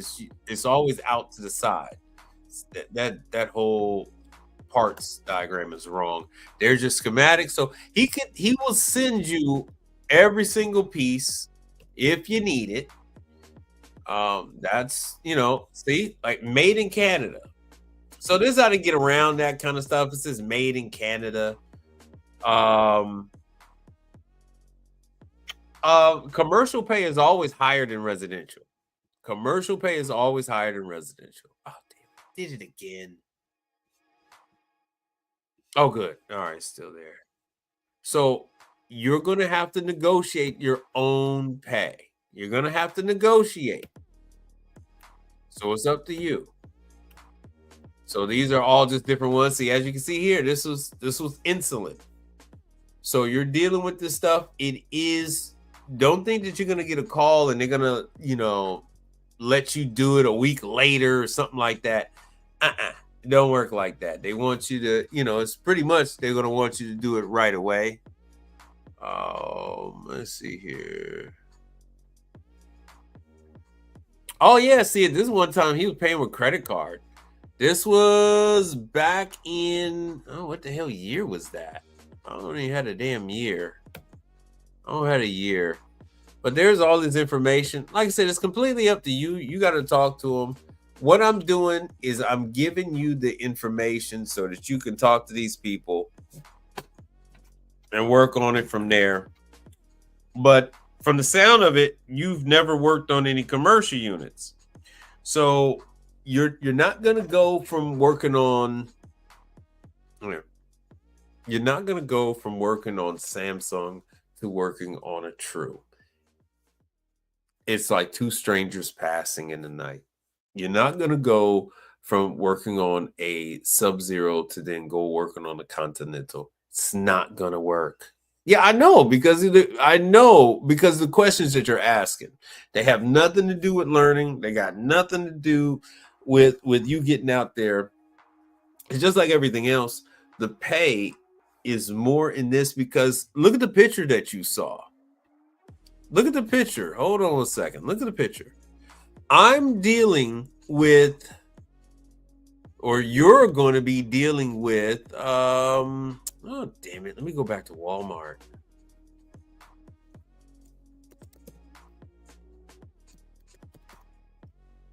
You're going to be dealing with this. All of this. Tens of thousands of dollars in drugs. You know what happens every time one of these refrigerators goes down? Someone put in the comment. Yeah, someone put in the comment section. What happens every time one of these units goes down? Yeah. You got your first school district. Oh my God. You got your first school district? brother. Yeah, schools will go with Delfield, Charleston, Continental, Victory. A lot of names I don't mention. True, school. Yeah, they'll do with True. Oh, yes, a lot of Charlestons. I do not talk about Charlestons because all the stuff is super, super expensive.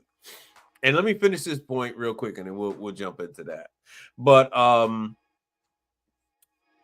every time one of these units goes down, they had to throw out every single prescription, every single bottle that was in that fridge was thrown away.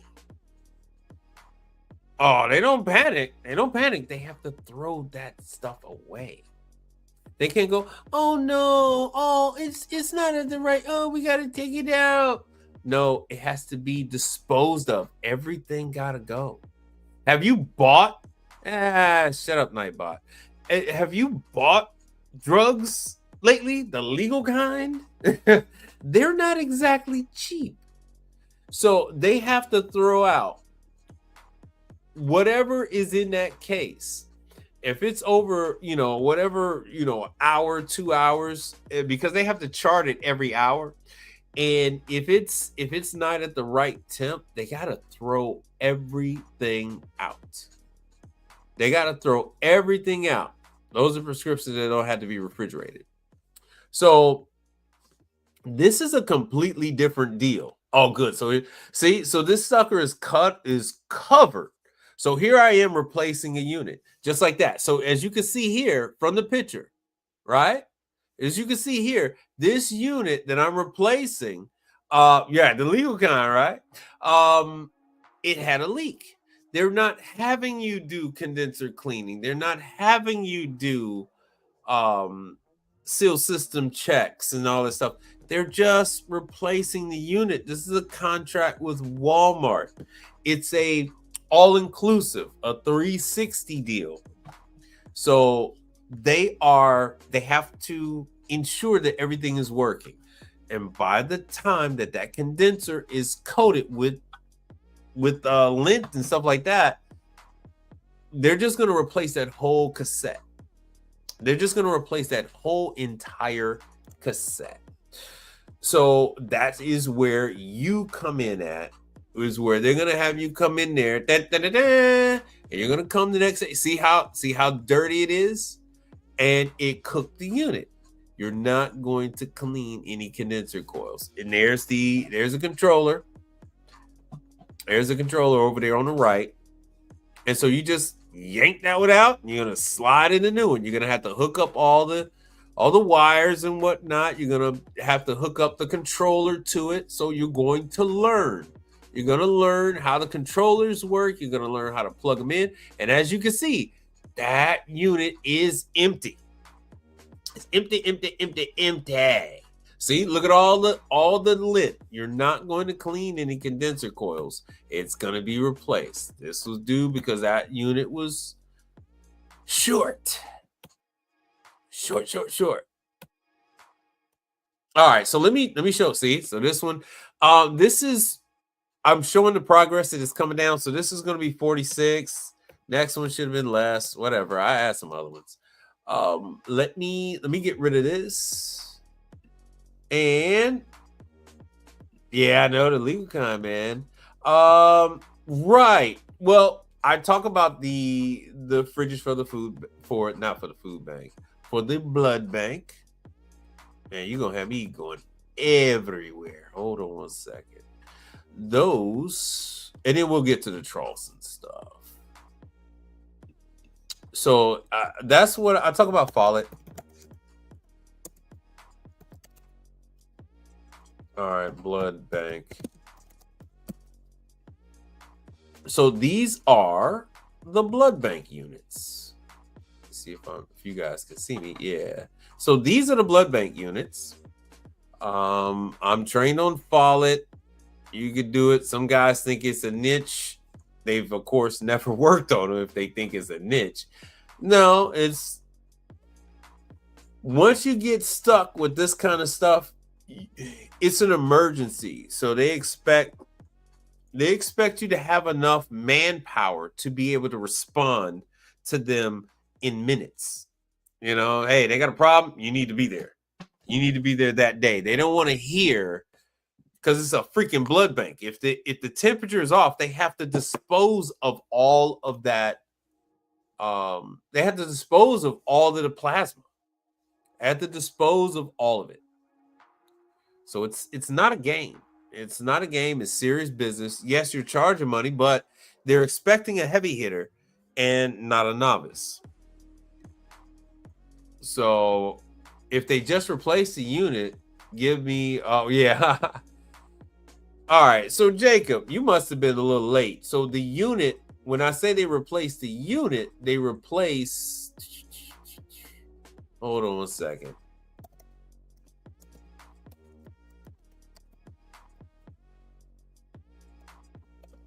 This is what they're replacing. They're going to replace this.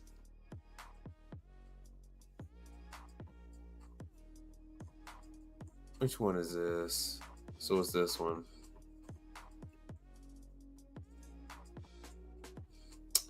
Damn it. All right, good. It finally switched over. So they're going to be replacing this. This $2,000 unit, that's the whole cassette. That's it. That's the whole kit and caboodle. Man, well, you know what's freaky is that thing just moved. I didn't even move it. So this is what they're going to replace. They're going to send this over next day air. You will never do any sealed system work to this unit, especially not for Walmart. Especially not for the Walmart, for the pharmacy. They're going to send a new one next day air. If it isn't already sitting there. If it isn't already sitting there. I mean, what you got to realize is I know it sells for $2,000, but I mean, you got a condenser fan motor that for them costs like $5. When I was 15, it used to cost me $5. A compressor that probably cost them like between 30 and $50. And then the rest of it is the evaporator on the other side. Who know, based on whatever the cost of copper is, that's what it's costing them, because they probably have their own copper tubing machine. And I don't know why this thing don't want to turn around.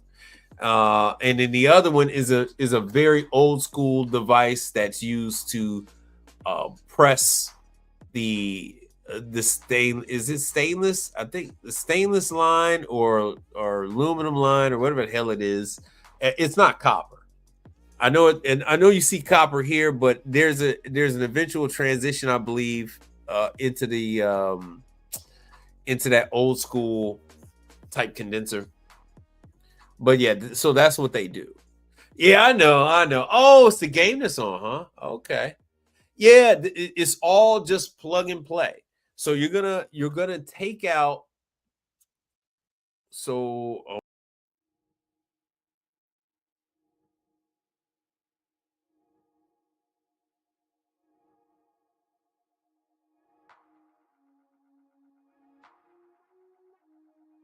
sorry about that.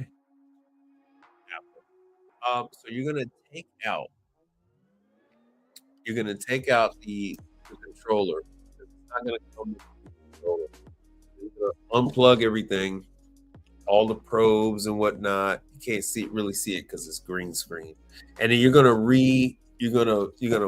reconnect everything. Yeah, I know. I used 2 fingers and it flipped the damn screen over. Sorry about that. So that's what's gonna happen. I need to get rid of some stuff anyway.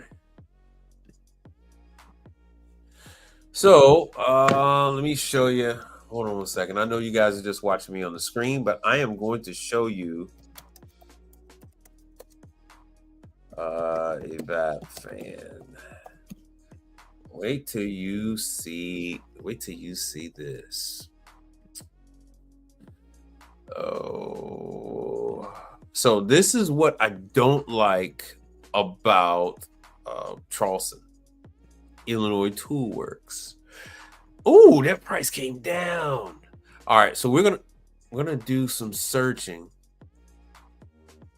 So this one freaking fan motor is $749. This is the least expensive I've seen this motor.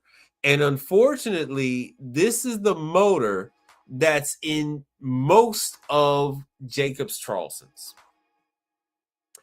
The thing I hate about dealing with schools is very rarely do you have a person that's working with the school that could pay you with credit card.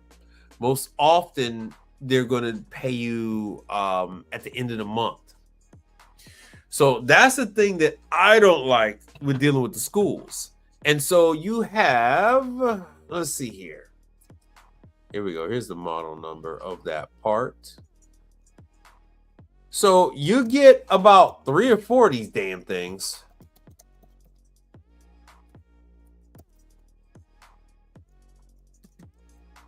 You get about 3 or 4 of these damn things. See? So here we go. This is a little more realistic.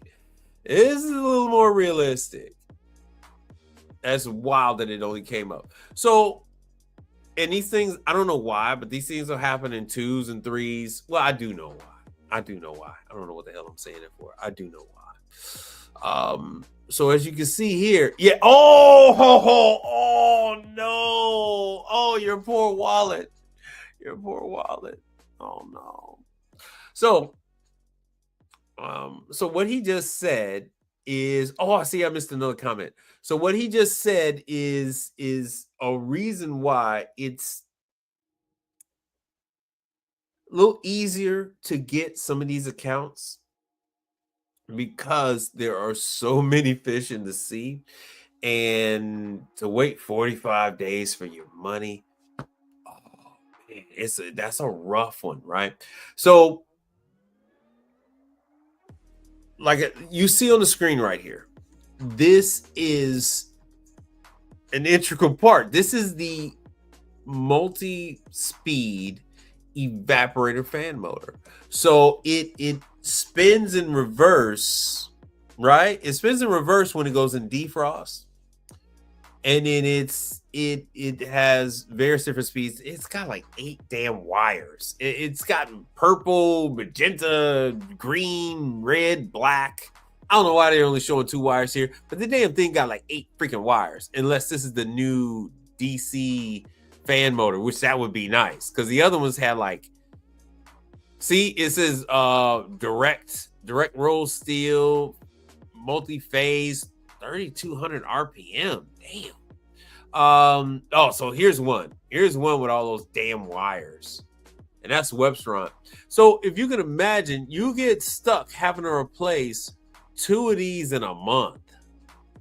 So you get, and this is not even a high price. The high price comes from these guys. There we go, right there. Take that. I mean, your wallet gets diddied. You know, your wallet, Diddy just comes in and just, and it's 45-day net. 45-day net. And you had to pony up. So your account is only 30 days net. Your account is 30 days. Yeah. Well, so here's the thing, and I got to get to that other comment that you had. Incorporate in the importance of PM. Now, schools are closed during the summer months, are they not? Not all of the summer, but some of the summer. And then schools are closed some of the Christmas holiday, are they not? Now, what can happen, what sometimes does happen, since they don't have any food orders, or since everything stays in the walk-in, they tend they tend to turn off all these units. Not the walk-in. Well, sometimes the walk-in. In the summertime, the walk-in. They tend to turn these units off. Sometimes they prop the doors open. Sometimes they don't. And then they wash everything. They wash all the units inside and out. And then they give the whole kitchen a deep scrub. Now, when the fridge doors stay open,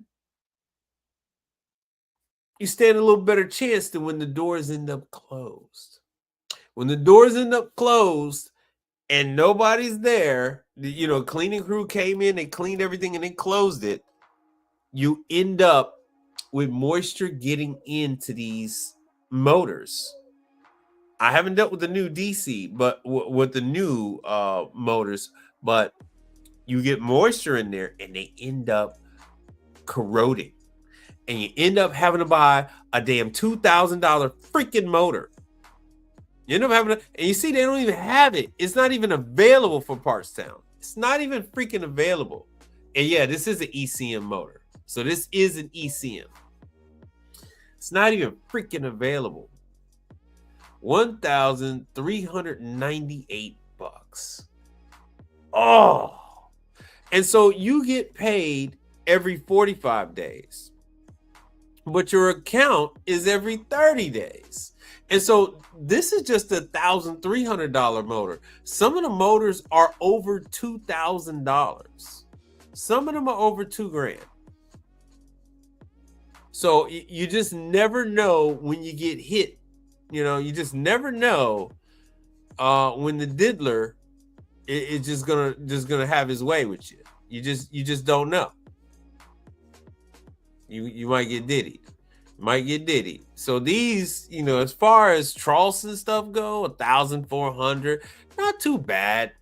I've dealt with the 2,000. There we go with the wires. And see, this is not it does say ECM, but it's still got a bunch of motors. I mean, still got a bunch of wires. But this is not as bad. Oh yeah, I'm gonna talk about it. This is not as bad as those damn 8-wire controllers, and now at least we're using Wagos, so that's cool. So when the school doesn't have orders, they will turn off the walk-in, and depending on who the building maintenance staff is, sometimes they leave the walk-ins closed, and you end up with rot on the evaporator. The moisture will just eat away at the evaporator, and you got Leak City.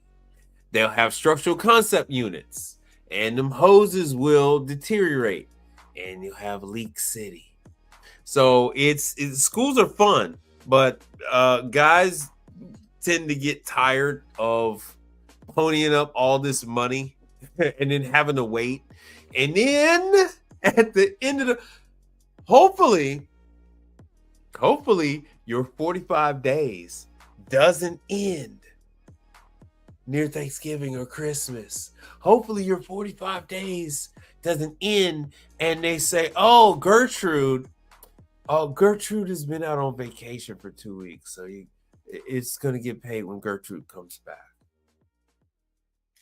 I've had that one happen too. God, schools. God. Oh yeah, stuff be rattling. And they want to replace everything because you're doing the work for them.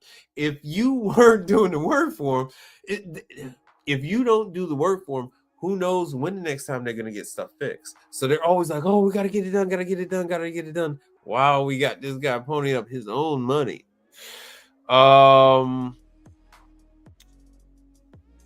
You got a lot of units before 2010. No defrost, lots of clogged. Yeah, you get a lot of clogged drains, man. On the warming stations and on the refrigerators. You see a lot of hot and cold Charleston too. Yeah, the serving station that they will have. I get a like. Thank you very much. Appreciate it. I don't get YouTube isn't doing that one. No. Oh well. So yes. Yeah, schools are fun. I usually tell new people to stay away from schools. Every single thing. Yeah, I know, but you also on that serving line. Those damn drains get so blocked up, man. I had to take long drill bits and stuff like that to put down the drain. I put all kind of acids and stuff. Just can't get the damn, it's just crazy. It gets like concrete. Yes. Well, warmers too, pressure cookers, and then I also work on dishwashers. So dishwashers are always fun. Always fun, especially when it comes to schools. I actually have two of the 44s, and I think I got a 60. I think two of the 44s I got in my garage are from schools. One's from private, one is a champion. It's an old champion, and it's a 440. So I won't be able to plug that one up. And then the other one is a Hobart. So, I hate Randell. No, fun fact. Yes. Well, Randell was purchased by. Hold on. Let me just show you. I can show you quicker than I can tell you.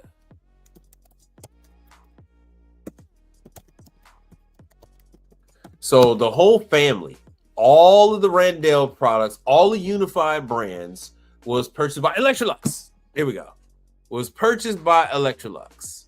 So keep looking. Ta-da. So the reason why you have some, and Randell was always difficult to catch up with, but the reason why you get sometimes is hard to get a response for them is because of Randell being integrated into Electrolux. So it's not there yet. It's not kumbaya just yet. And because it's not kumbaya, because it's the ugly redheaded stepchild of the family, it's just out there. It's just out there in a bad way. So sometimes you might want to reach out to Electrolux, the regular Electrolux tech line. Maybe one of the guys might be of some help to you.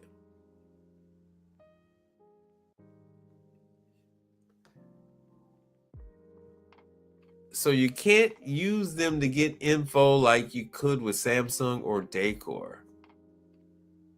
Yeah, okay. So Samsung bought Decor, and so now when you got some issues with Decor, you ask Samsung. And so Samsung only wanted the sales. They only wanted the designers that were diehard Decor users. This is sort of the same way. This is sort of like a bailout package for Randell that Electrolux came in and bought so many. Yeah, that's what I'm saying. You can call Electrolux and hopefully you're not always going to get lucky, but there's so much migration. Like a guy might have left Randell 10 years ago and went over to Electrolux, and then now he's got to deal with Randell again, or a guy might have left Randell, then went to another company that also got bought up with Electrolux. And so every now and then you can call Electrolux and you might get a guy who can help you with Randell. So it's not 100%, but I'm telling you, man, Randell is just the biggest pain in my rear. I mean, bruh, working on a Randell cook's table is pretty much like getting invited to a Diddy party and you didn't know anything about the party, right? And Diddy just like, take that, take that, take that. Randall is just the worst. I swear to you. A Randall cooks table. Yeah, dude, it's bad. It's bad. You're just violated. It is all kind of, bruh. You're under a cook's table for Randall. They got these little ass fan motors that are about this big. The wires are, dude. These wires are twice as thick as what Randall is using. The wire rot is horrendous. So you're getting in there, you got to remove the panel. The fan motors are in the panel. When you remove the panel, the wires break. The wires break loose. So now you got to get a soldering iron. You got to, it's just the worst thing ever. I just wish that Electrolux would just do away with the whole Randall. There is not a single piece of equipment that Randall has their name on that I care for. The only thing, and I think this is the only reason why they freaking bought Randall.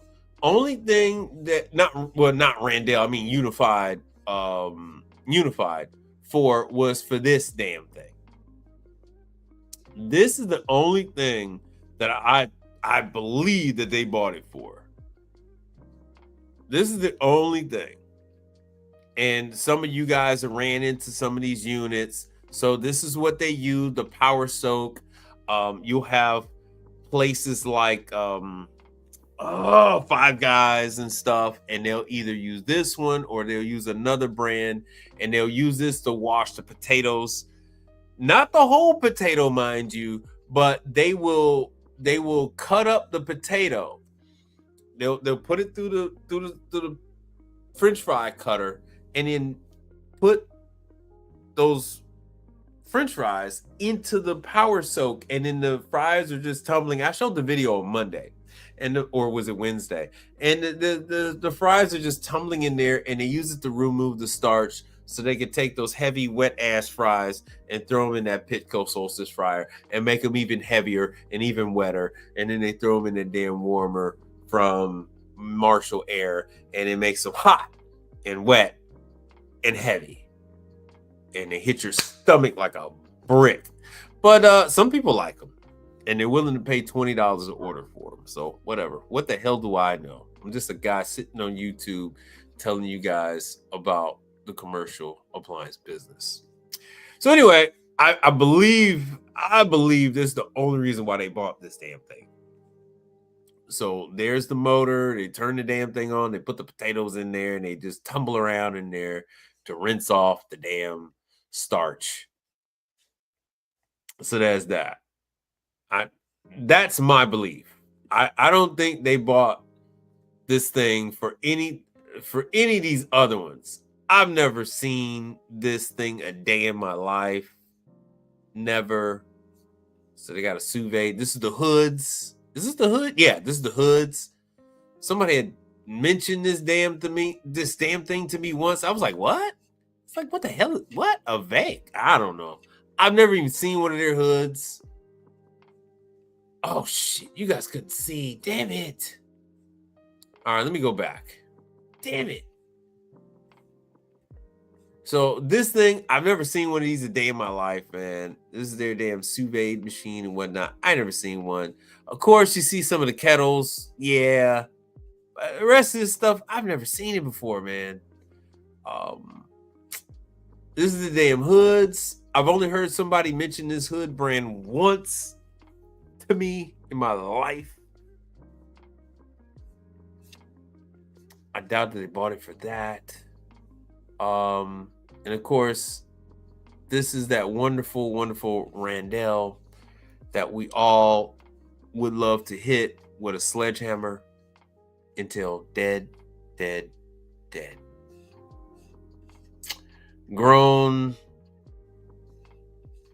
Now, this is what we see the most of is grown, but this market is so competitive. There's so many other players, and everybody's stuff looks the same.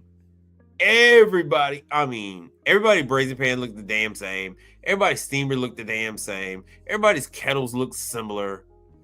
I can't even tell the difference. I can't even tell them apart. Once the damn colors rub off on the controls, you can't tell who's steamers, who's brazen.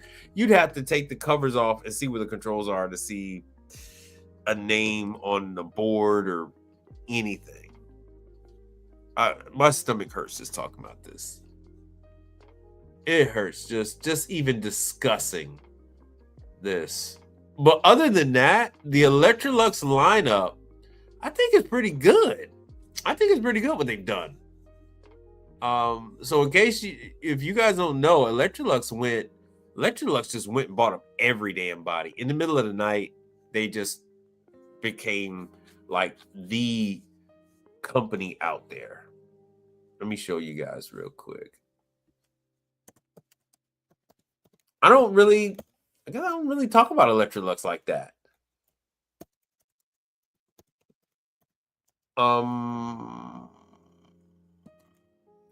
It's under professional. Yeah, I really don't talk about Electrolux like that, but you're gonna run into Electrolux more and more. Yeah, their laundry, you might hear me talk about their laundry with Wascomat, Laundry Lux, Electrolux. Now they have their whole drink line. Overnight, Electrolux bought up Grindmaster, Unique, all of those guys. Of course, they got their combi ovens. So overnight, Electrolux gained a huge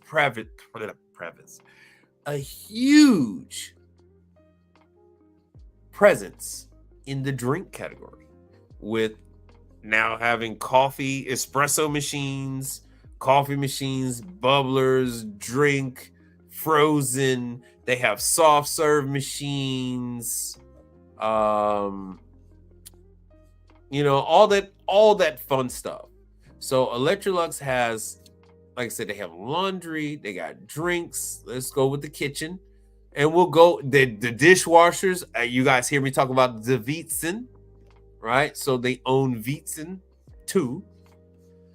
And they're back at it with their dishwashers. So, I kind of think they're OEM supplying for somebody else. I'm not going to say who. I think they're OEM supplying for a couple of people out there. Let me see if I can get some other pictures. So, yeah. So I'm gonna have to do it like this. So they have their and they're covering this in a number of different ways. So here's their glass washers.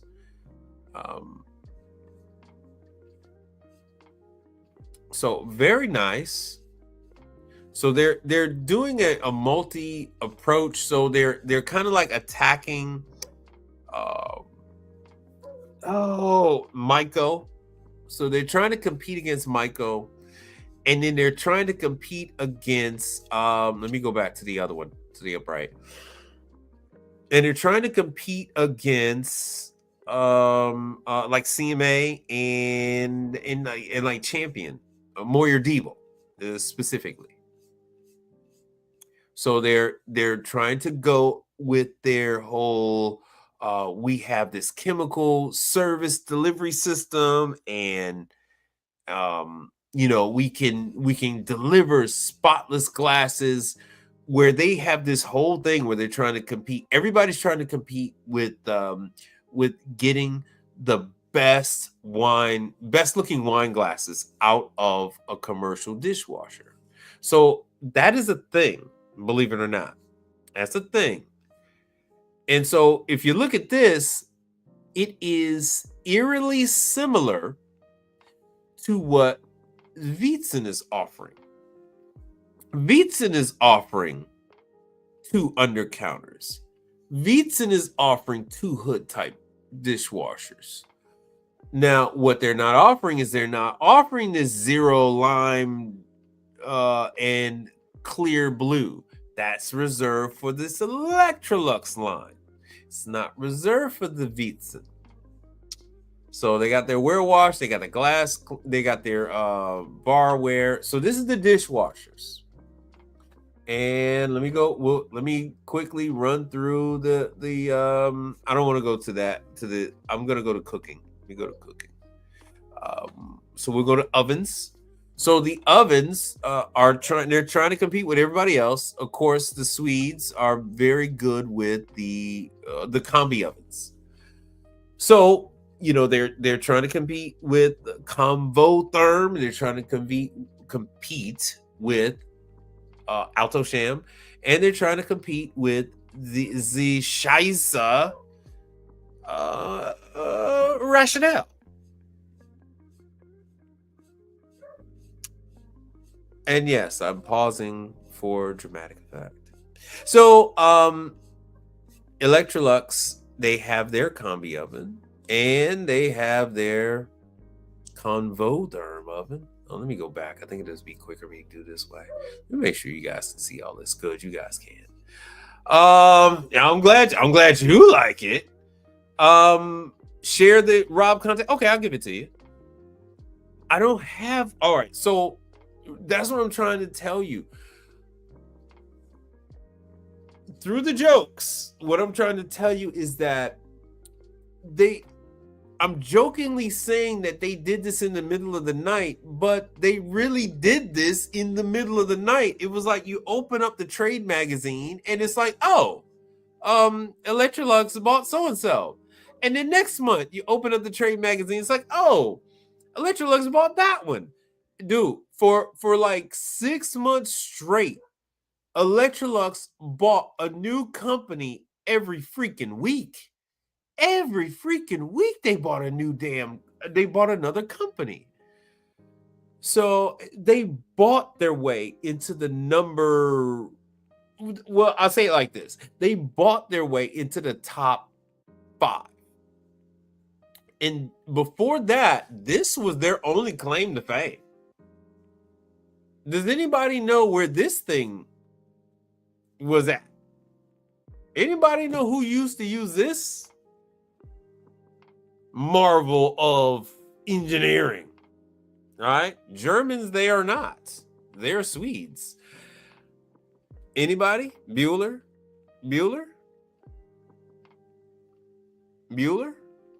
Let me give you Rob's information since you're getting ready to get up out of here. And so Electrolux, like I said, it's not just one person you're calling. They're still operating all of these different entities because they purchased all these companies in such a rapid succession. They don't have it all together yet. So they're still phasing out logos.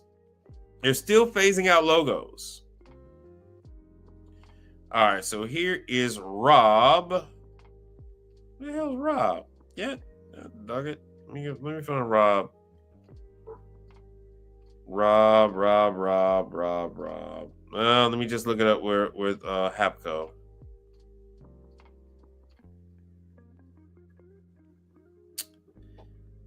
And I hope this isn't the guy's cell phone number. Hold on 1 second. I don't want to give you his personal cell phone number.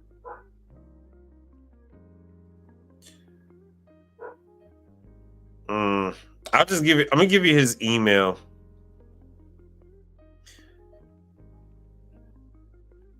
If I can find that. Hold on. More problems. Nobody wants to chime in. Nobody knows where the hell this thing is from. Not one of you. Do you guys cook at home every day or something?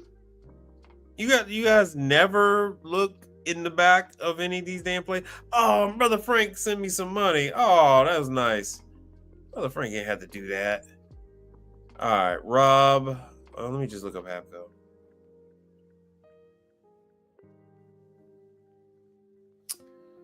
Apple is a pain in the butt. All right.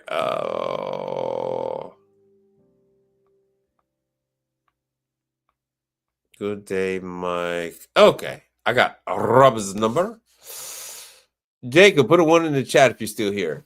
And for the rest of you non-participants, this used to be the main workhorse of Panera Bread.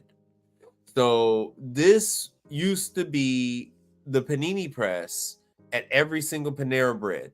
They used to have 2 of these at every single Panera. If you saw that they had more than 2, that's because they were having issues with this damn thing, and they would have additional units because they never knew when they were going to break. Even the authorized service provider used to have at least 1 or 2 of these so that they could swap out, because they were having problems working on these in the field. They usually have to take them from the location, take them back to the shop, work on them, and then bring them back. So they usually would have at least 1 or 2 loaners at the shop. And these damn things are extremely expensive. They no longer use this. They're now using Turbo Chef. I think they're now using Turbo Chef. And I guess Jacob isn't here. So let me put Rob's number. Here's Rob. And his number is 1-800 448 0244. Because, yeah, Jacob is going to need some damn cash flow messing around with them damn schools, man. Not me, man. And his email is service support. Oh, excuse me. Service support at habco mfg.com. So I guess he'll catch this on the replay. Yeah. So that's his information. He's in Toronto.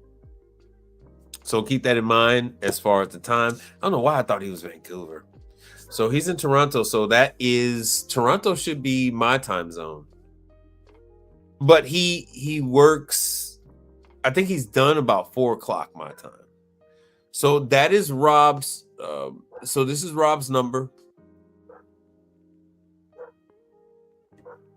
And that is the email to get a hold of Rob.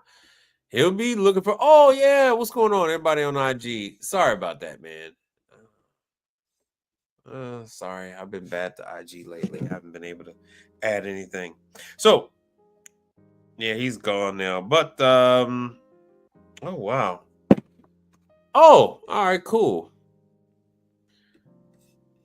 So, Electrolux still makes this thing, even though they lost their largest customer.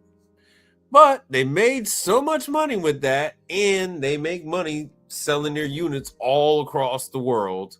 Electrolux is a multinational conglomerate. They sell all over the world.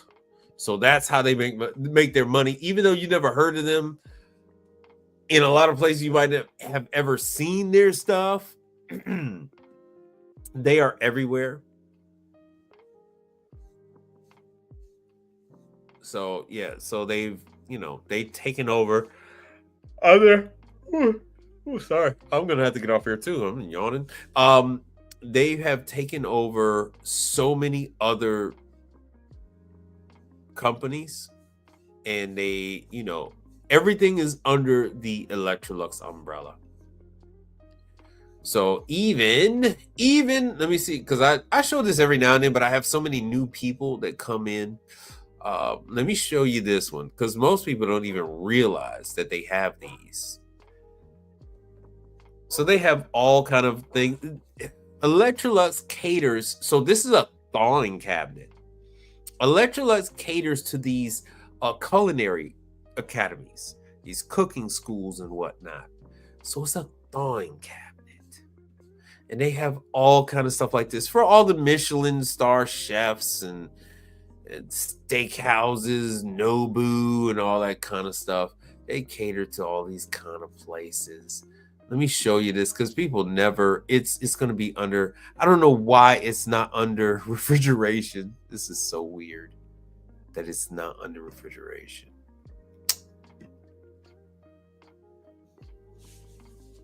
And I really wanted this to be a damn surprise, but yeah, they had their blast chillers, which is a rebranded unit from another company. Chat back hit me up in the comment section if it's not by what's the name, it's their own, because they have this same little system where the two units communicate with each other. So now the combi oven and the blast chiller communicate with each other. So you can, I'm doing it backwards. I don't know why they got it this way. Anyway, so what you would do is you would take an item, put it in the combi oven, you're hitting the button for it, it's going to cook the item, then it's going to prep the blast chiller, it's going to get down to temp, you're going to open the door, throw in your broccoli or your chicken cutlets or whatever the hell you just made in the steamer, in the combi oven, and then it's going to rapidly bring it down to -10 or whatever the hell in like 2 minutes, 5 minutes, that type of thing. That's what a blast chiller does. And it's already going to communicate, so it's going to know what temperature to put the food at and all of that. And that's, and then it's going to automatically stop once it reaches the temperature, the whole nine. And why they have it backwards, I don't know, because you don't take food from a blast chiller and put it in the combi oven. You take it from the combi oven and put it in the blast chiller. See, they got it right. They got it right on the description. Combi ovens and blast chillers. But the image is weird. That's just weird. And this is weird. That's just strange. It doesn't work like the image does. It works like the wording does. So I'm glad you like it. Now, here's the time where I say, hey, you can support the channel.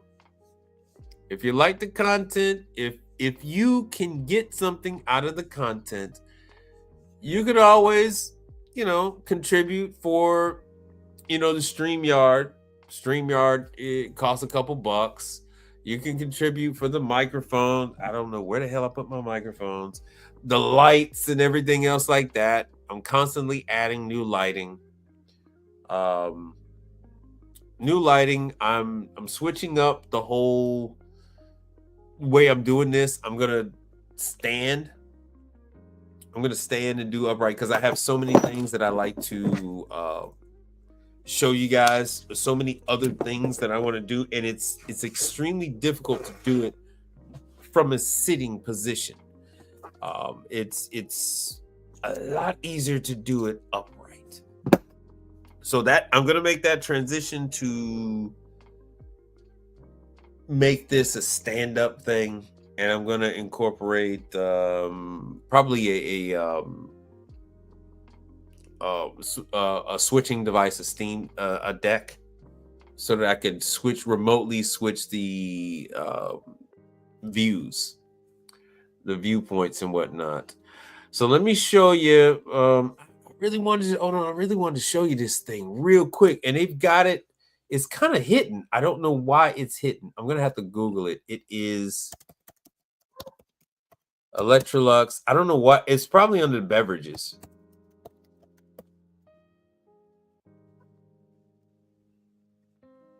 It's under beverages. Let me see if I can find it.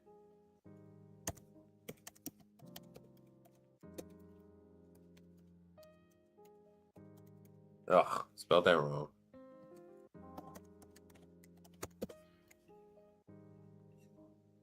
Yes. So they did have it. They got the damn thing hidden. So here it is. In case you didn't know it. So Electrolux bought like 3-4 companies, and now they have their soft serve. For whatever reason, this was not a direct link on the main site. It was a direct link. Oh, they got rid of some of the other ones. So these are the little small soft serve. They actually have upright soft serve. So they're doing something with the site right now, but they have standalone soft serve. And let me go back to the drink. So here's the cold. Oh, yeah, here's the cold. Oh, you know what? It might be on the frozen. It might be on the frozen. Why? They got so many weird things. So this is actually Crathco and Grindmaster, but they're pumping these out as Electrolux now, and that's what they're doing throughout their lineup. So as you can see, this is just a mock-up. It isn't actual. This isn't an actual unit. They've actually superimposed that on that. As you can see, it's all stretched out. But these models numbers and stuff are good. You can actually order this stuff. I just don't have any. Nobody's actually buying it right now. I don't know of too many dealers that are actually pushing. See, they even have their own because they got this from Crathco. They got their own bun type machines, to serve beverages, cocktails. There's the one for frozen coffee. And then once again, ice cream. So they have their own ice cream. And like I said, they got 30 damn products. 30 damn products. I bet you didn't know. I bet you didn't know. And the thing is, I can only get here by going back and forth. I can only get here on this one freaking page, and they've made changes. So boom, the espresso machines. Like I said, they bought Unique. So this is a Unique. The only thing they changed is the emblem.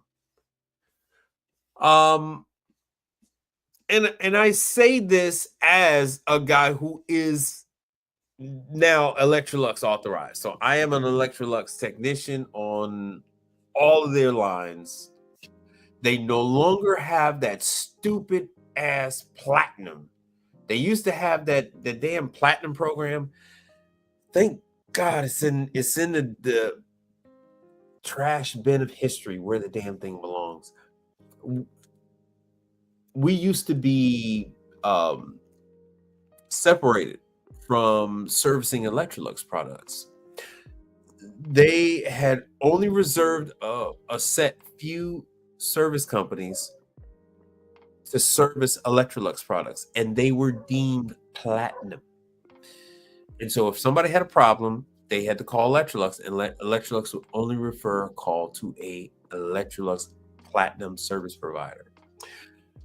If I were to call up, Electrolux wouldn't talk to me. But they since done away with that stupid ass platinum program. And now you can sign up to work for Electrolux if you want to, and you're good to go. So if you would like to contribute to the show, there's info right there for Cash App. Brother Frank, he already contributed. Thank you for your contribution. I know you've already gone for the day. Damn, I didn't get a chance to do the stocks thing either. Shoot. Let's see here what we got.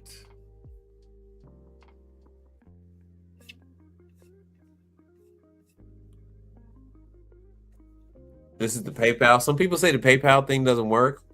So if you would like to contribute by way of PayPal, you can do that. There's the Cash App. If you'd like to do Cash App, even though Venmo is PayPal, I don't use Venmo. Venmo has been giving me some issues. This is my information. If you want to use Zelle, let me know if you guys are having a problem using Zelle, using this QR code. I've had one person say they had a problem using it, but other than that, it seems to work just fine. And don't forget to like, share, and also subscribe to the channel. Subscribe to the channel, people.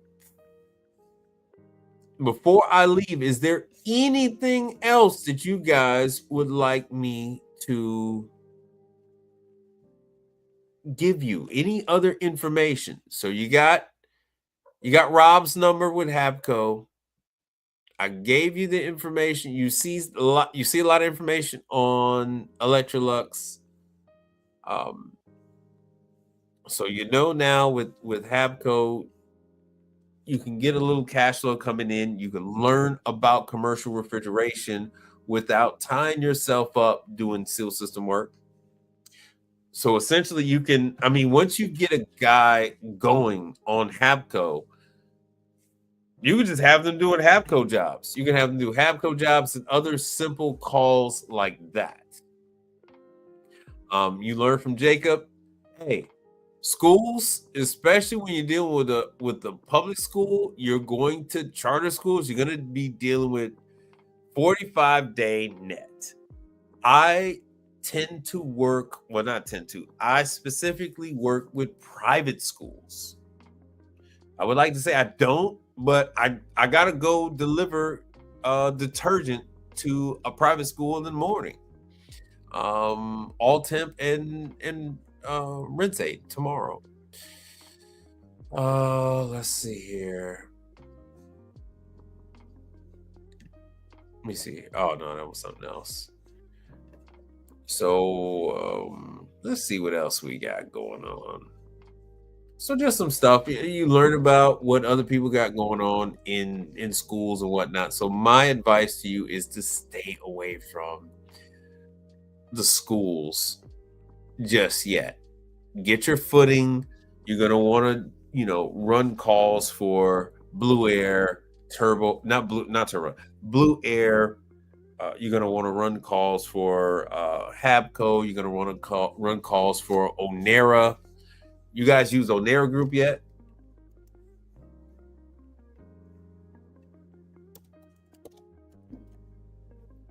Excuse me.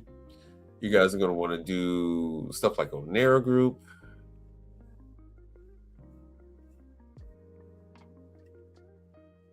Which Onera is, they got a big contract with Costco. So they're supplying the units for Costco commercial. Oh, come on, man.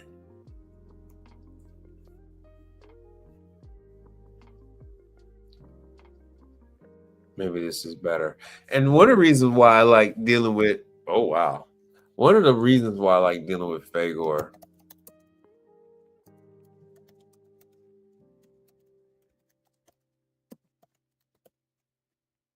Let's see what else we got here. It's Fagor is just like Electrolux, where they are covering everything. They also have laundry machines. They also have combi ovens. They have deep fryers. They have about 3 different lines when it comes to the food service. So they have a good, better, best system. So there's the dishwashers. So if you're interested in learning about upright dishwashers, under counter, they have all of those covered. So it's not like you have one company that essentially is sending you the parts, one company that's helping you out with tech support, one company that's doing all of these different things for you. So you got your pizza ovens, you got fridges, freezers, prep tables, reach-ins. Yeah. There's your merchandisers. So these are my method is for you guys to start with first of all, you have to sign up with as many companies as possible. Commercial units do not break down like you think they do. You need as much training as possible. And my advice is when you start with the brands that I'm telling you about, is because they are specifically set up to provide you with parts. They're specifically set up to provide you with tech support. And they are going to spend the time. Like Rob at Habco, he doesn't like to deal with new people, but he's got no choice. He just has no choice.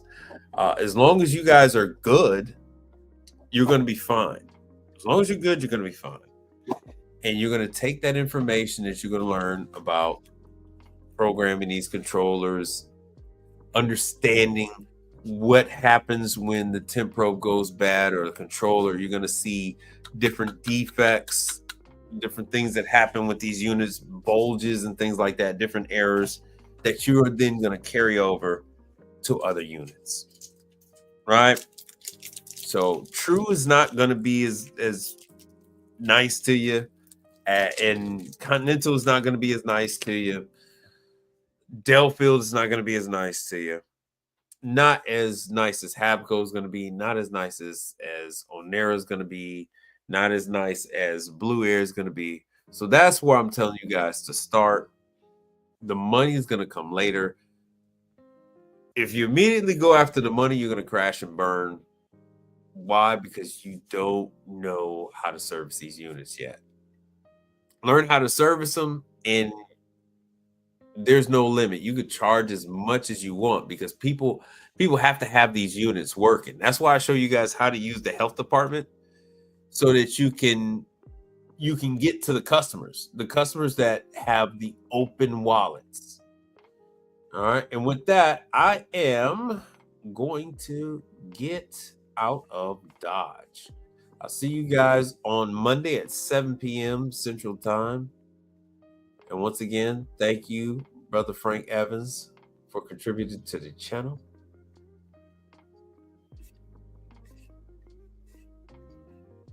And there's this stuff right there. Make sure you guys like the channel, like the stream, really, especially on the rebroadcast. Like the stream. And thanks for watching. Appreciate you guys being here.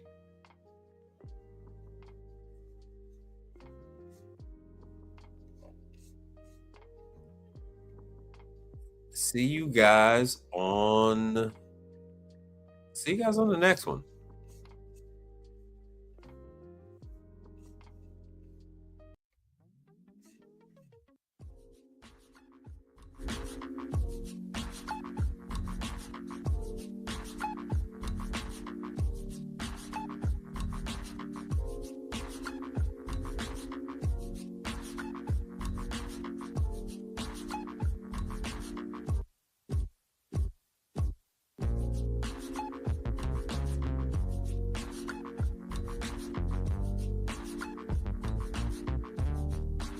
We are same, but different, but still same.